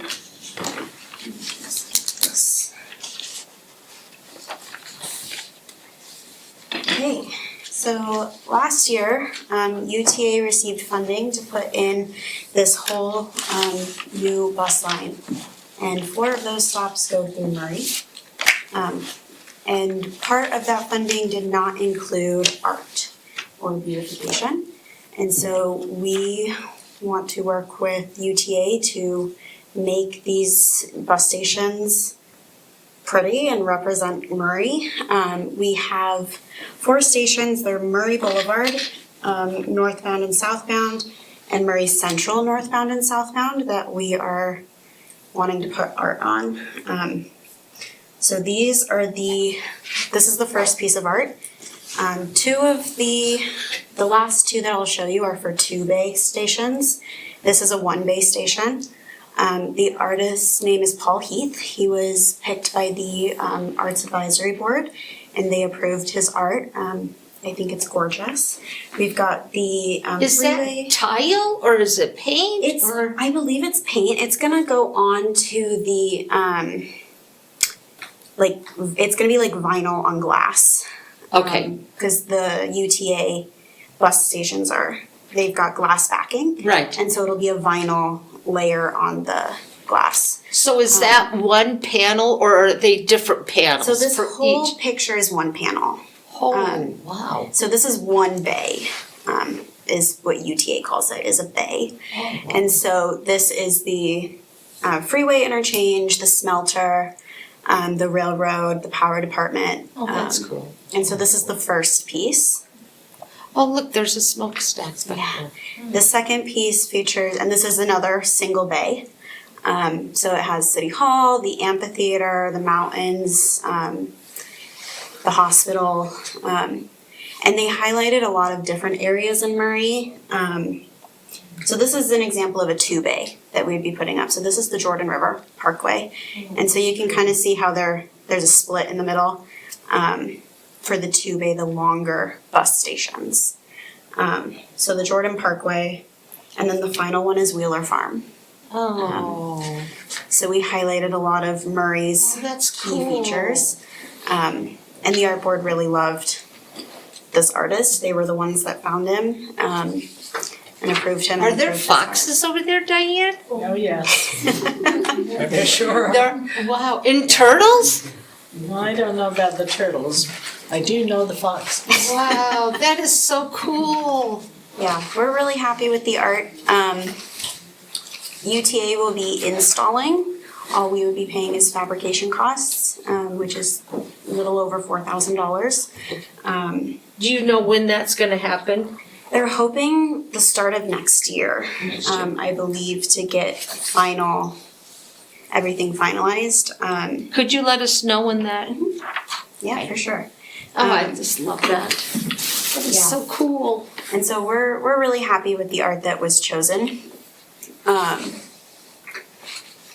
And so we're just looking for approval to work with UTA on this. So who is the artist? His name's Paul Heath. Is he from Murray? I don't think so. What's his name? Paul what? Paul Heath. It's in Exhibit C in your packet. Who's, the That contract is with so Tom cool. runs to. What's I your relationship? think they're married, but I'm not 100% positive. The contract was signed last year. I've never actually met Paul, but the art board approved his work, and they were the ones that solicited him to come and give an example of his art to us. So, walk me through What? our 4,000 piece for what? I know, So isn't the it 4,000 beautiful? pays purely for the fabrication of the art Oh, going this on is to the UTA. gorgeous. UTA will cover maintenance and Who's paying artists? Who's paying the artist? the artist has already been paid by us. Okay. That was in last year's budget. Okay. And how much was that? It was 20,000. It was 5,000 per day. So That's a Yeah. reasonable cost. Yeah. yeah, as far as I know, he was pretty easy to work with, and we were really happy to be able to have him do She this. was from Murray. Yeah. That's of the tree house at Wheeler Farm. Maybe not. Well, I It like is, Wheeler, huh? well, it is. I like So you're Wheeler asking to Farm. work with UTA. So this is kind of a tying up loose ends as on the project where. We've already spent the 20 grand. Mhm. Seems kind of cart before the horse type of deal. Yeah, I was not fully involved in the beginning of the project since it started last year. She's just new. I get it. Kim, would you like to come up? Pretty much, we should Come on allocate up, 25,000 for it last year. and Did we you did say it. what I like to? We set aside 30. Kim, come, Yes, join We set aside us. 30 and now we just have this final. So we set aside 30 last year, you spent 20, Mhm. so we're still $6,000 under what we planned. So yeah, last year in the budget, when Lori had the Rowan's position, we had $30,000 to do this artwork. So Lori with the art board put together, and I remember there was multiple options, and the art board selected these four pieces of art. So that was done in last year's budget. Okay. What Rowan's asking for now is to approve an interlocal agreement with UTA for them to put in the artwork. And how is this going to be affected by the revamp of Central? It's not gonna be affected, It's a there's different still four different stops in Murray. Didn't, And the oh, this reason, ain't going on Murray Central? No.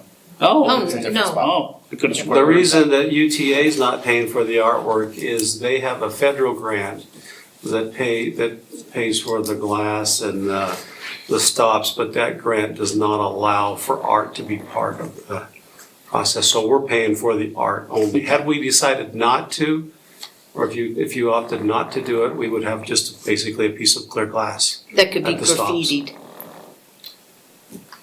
I was waiting for you to say UDOT didn't have any money. Depends on the baby. No, they told us it was, that the grant didn't allow for artwork. And they handle maintenance and any sort of that, install and maintenance on the art as well. Sounds good. Are those pictures available in the museum site at all, so I can go back and look at them or not? They are not, but they can be. Okay, Um, I'd like to look at them again. yeah, that's an easy. That's amazing. Could you email that over to me and I'll share it with them? Yeah. Thank you. Sure. Yeah, we're very happy with our art choices. It is, I I mean, if you look, I mean, as you're sitting there at the bus stop, you could pick things out that, Mm-hmm. and it's so cool. Yeah, he did a great job. Will we meet the gentleman at all at some point, like at the museum or? Not at this moment. It could be arranged, but we don't have anything planned. Okay. Wow, cool. I'm excited. Me too. Thank you. Thank you, Ro. Thank you. Hey, Paul, did you have any questions? No, I'm just looking at the art and it's just incredible. It is. Incredible. I love it. Yeah, it's cool. Yeah. Thank you, Paul. Okay, our last discussion is on renaming city council meeting for calendar year 2025. Jennifer Kennedy presenting with 5 minutes. Okay, so after talking with the chair and vice chair, we just wanted to talk about we have 4 more meetings scheduled for the rest of this year. They are due to the election and Veterans Day, November 18th, November 26th, December 9th, and December 16th. I kind of talked to the administration. We're not going to make anything official tonight, but at this point we are thinking of canceling that last meeting on December 16th unless something comes up that we need to really act on before the end of the year. I just wanted to make sure you're all aware of it and get it on your radar. If we did need to add a meeting in lieu of the 16th, we could add one on December 2nd. That's still an option. So we do have weeks. It's just historically we only have one meeting in December anyway. So I'd let the administration know that's kind of what we're looking towards. I think that makes sense. That's what we did last year. And the year Yeah. before, and the year before. We could always push for December 23rd. I know no. And you know what, if Anything to something do. happens and we need to act, you know, we totally would, but I'm just, you know, wanted to get it out there for the administration and you guys, just kind of. So. Makes sense. That's all. Didn't you give us out? I think you gave us 3 next. Paul, do you have any questions for Jennifer? We'll make it 2 weeks by the No, time I'm I'm done. okay with the changes. Okay, thanks. Okay, any other questions for Jennifer? No. Okay, then this meeting is adjourned. See you, Paul.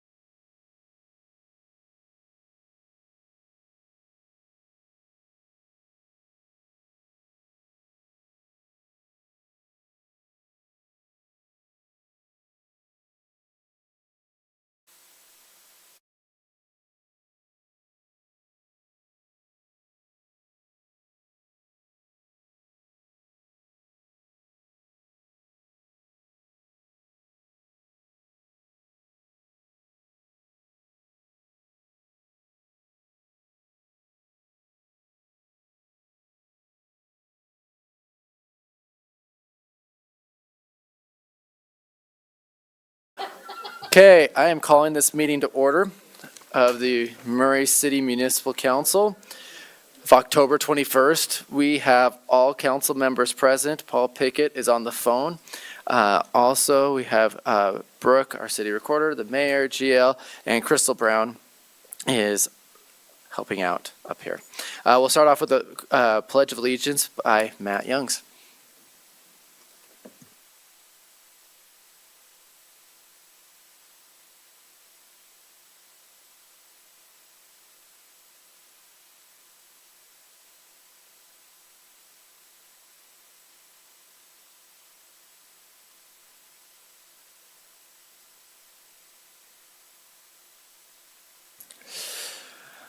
All right, our first matter of business is approval of minutes for September 16th, 2025. Do I have any changes or corrections? Okay, if not, I will entertain a motion. I move to approve the minutes for September 16th, 2025. I'll second. I've got a motion from Councilmember Cotter and a second from Councilmember Turner. All in favor, say aye. Aye. Aye. Aye. Okay, it is unanimous. We will move on to citizen comments. So comments will be limited to 3 minutes. Step to the microphone, state your city of residence, and fill out the required form that Patty has in the back.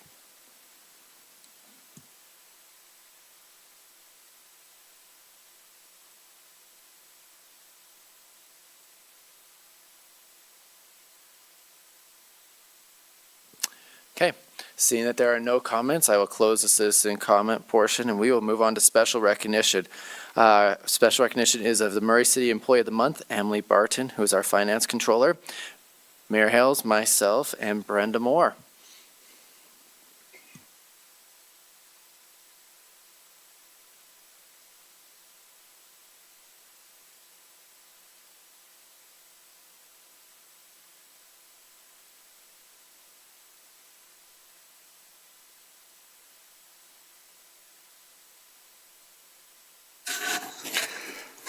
Well, this is an honor to be able to present Employee of the Month to Emily. Emily has been in the finance department how many years, Emily?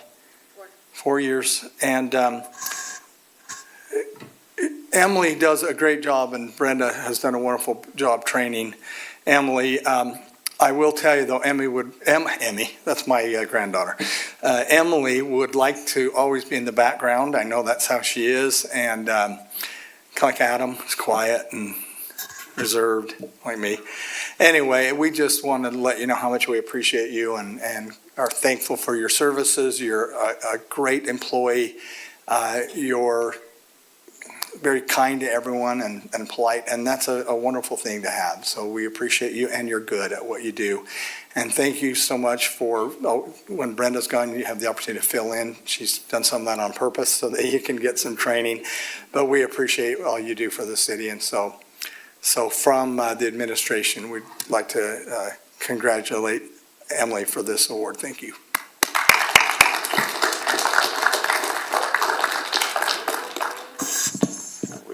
So I'll just say thank you for all you do with the budget. I know you're a part of it. The audit came back today, and you also were praised for all you do. And I want to I think what Brenda said here in this is like so amazing. The first comment she made in her recommendation was, hiring Emily Barton was the best decision I have made after becoming finance director, which is quite a compliment. So thank you for all you do and how much you help us as a council.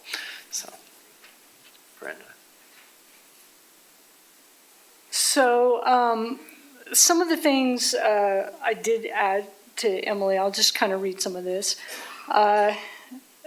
She consistently demonstrates excellence in her role and embodies the values of Murray City. Her work is accurate and reliable and can be counted on to meet deadlines and deliver quality results. She's an effective collaborator who works well with the other departments, strengthening our relationships and improving processes across the city. Her leadership skills are evident in the way she holds her team members accountable, provides guidance, and sets a strong example for others. She's willing to take on any task, no matter how large or small, and approaches each responsibility with positive attitude. Emily is not afraid to speak up, share ideas, and offer input that improves processes and outcomes. She recently obtained her CPFO through the GFOA, a lot of acronyms there. Certified Public Finance Officer is her designation now. The GFOA is the Government Finance Officers Association. This credential requires completion of 7 tests, all focused on government accounting, and it took her about 18 months to do it, of self-study. It's a remarkable achievement and demonstrates her commitment to professional growth, excellence in public finance, and her commitment to Murray City. That's why I nominated her. One of the fun stories is she started on June 6th of 2021. I left on a rafting trip that I had planned for a year and a half, and on June 30th, with no access to internet, no access to cell, no access to anything. So she was left in charge approximately 23 days after she started, and at year end. So she had to roll the year end over and start opening it all up and get it going. So that was the first thing I did to her. It's probably not the last. So that's why I nominated Emily, and I am just so glad that she's part of our team. It's a $50 gift card in there, and you can say anything you would like. I'll keep it super short because I don't love this stuff, like Brett said. I appreciate the opportunity to be here at Murray. I was so excited when I got this job. It's great to work under Brenda. She's a great support. She's a great mentor. I've really appreciated the last 4 years together. I want to thank all of my team that came to support me tonight. I couldn't do it without them. They make my job very easy. They're all wonderful at what they do. And then last is my kids, my son Tanner and my daughter Taylor. They put up with my crazy hours during year end and audit and all my studying that I did for the last 18 months, so I appreciate their help. So thank you for this honor.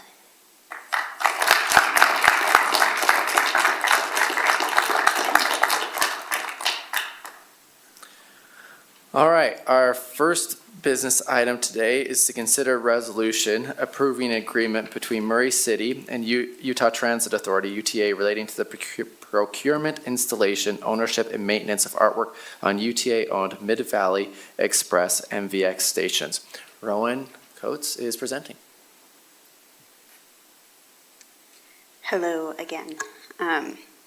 We're just proposing to work with UTA on getting this art installed. We're in kind of the final phases of this program on the art that we discussed earlier.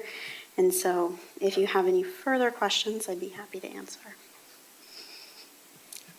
Any questions from the council? Okay, all right. Thanks, Ron. Perfect, thank you. Then I will entertain a motion.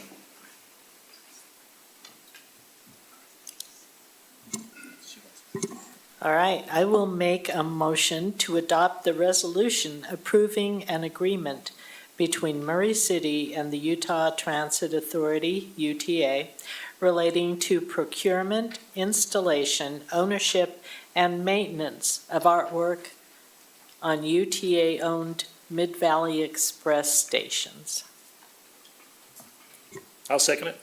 I've got a motion from Councilmember Turner and a second from Councilmember Goodman. Brooke, will you call the roll? Mr. Pickett? Aye. Ms. Cotter? Aye. Mr. Goodman? Aye. Ms. Turner? Aye. Mr. Hawk? Aye. So the resolution passes 5-0. Our next matter of business is to consider a resolution authorizing the Fremont Solar PPA project transaction schedule under the Master Firm Power Supply Agreement with United Associated Municipal Power Systems and related matters. Greg Ballon presenting. There we go. It's good to be with you, Council and Mayor, thank you. So we're bringing forth a new resource, Fremont Solar and Battery, and this is a PPA, so this is just a purchase power agreement. And what this resource is 99 megawatts of solar photovoltaic generation. The solar energy rate's about $35.45, and if you kind of read through that, it's located in Iron County down by Paraguna. and it has battery. So this is the part that we really like about this resource, is it's solar plus battery, which really helps our peak load. And this is the first one that UAMPS has put forward that has the battery portion of it. So we're excited to be a part of this if you approve our resolution tonight. Our entitlement is 7.9% of the 99 megawatts, which is 7.682 megawatts. So combined cost is about $69 a megawatt hour. And so what really helps is, and it's a fixed rate, which is pretty impressive. So at the end of the 25 years, we're going to still be paying, $69 a megawatt hour, which is, there are a couple of PPAs right now I wish were fixed because they have a 1% escalation, 1 to 1.5% escalation built into them. And so this is, I love the terms. Like I said, 25 years, and the commercial operation date is December 31st, 2027. And as we learned tonight from Matt, from UAMPS, the 60-day window that we're kind of against right now was into the PPA. So it's the PPA negotiated with Long Road that they needed to get it done as soon as they could so they can meet the deadline and get the tax credits that are available right now. So I appreciate your opportunity, or for letting us come to Committee of the Whole and to the Council tonight.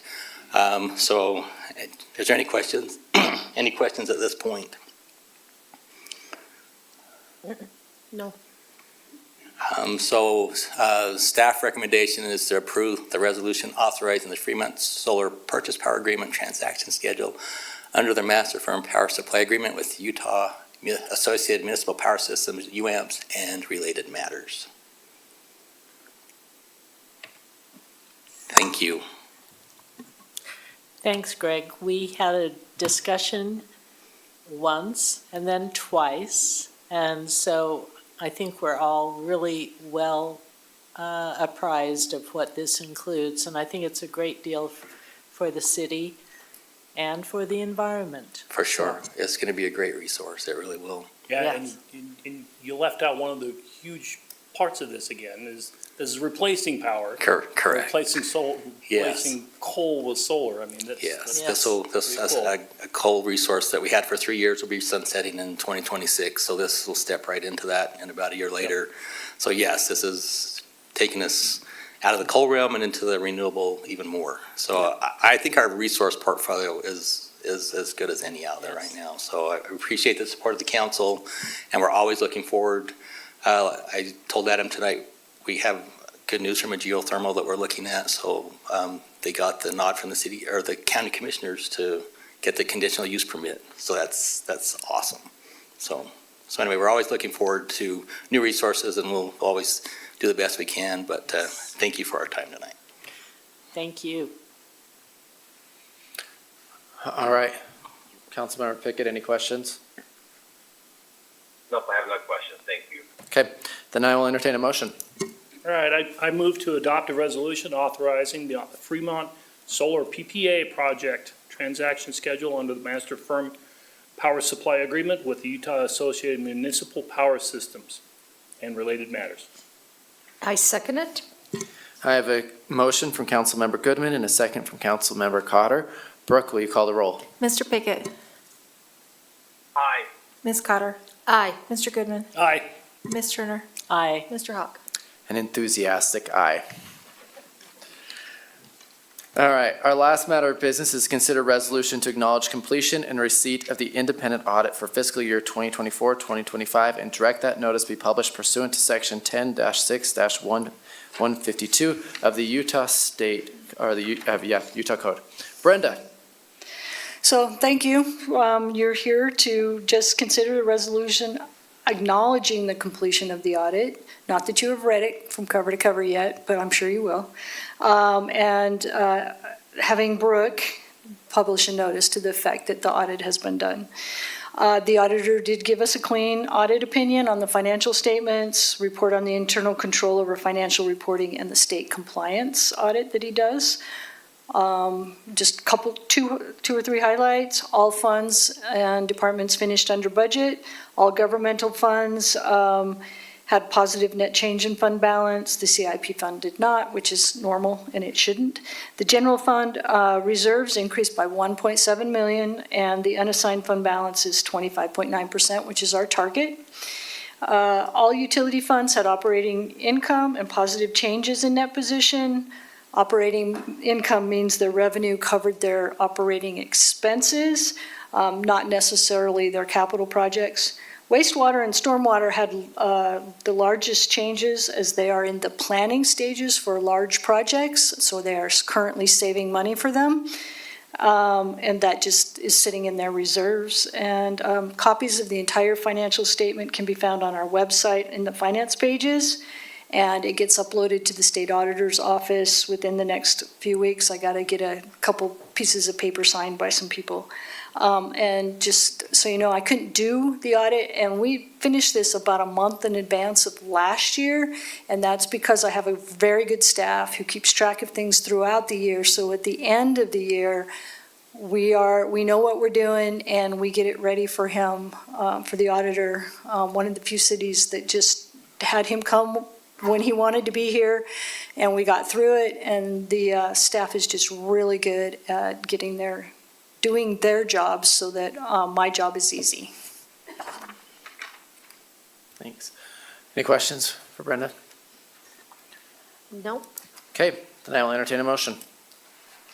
I move to approve a resolution to acknowledge completion and receipt of the independent audit for fiscal year 2024-2025 and direct that notice be published pursuant to section 10-6-152 of the Utah Code. I'll second. I've got a motion from Councilmember Cotter and a second from Councilmember Turner. Brooke, will you call the roll? Mr. Pickett? Aye. Ms. Cotter? Aye. Mr. Goodman? Aye. Ms. Turner? Aye. Mr. Hawk? Aye. It passes 5-0. We will now move on to the mayor's report. Mayor Hales. Thanks, Adam. Just want to report on the wonderful event we had last Wednesday for all the volunteers here at Murray City. It was over at our Murray Armory, and it was a great event. We had a few hundred people there. Just a wonderful event. Thank you all those who supported that. We had a Starstruck, a group of young people that came and sang and did a great job, great performance, a lot of cheering going on there.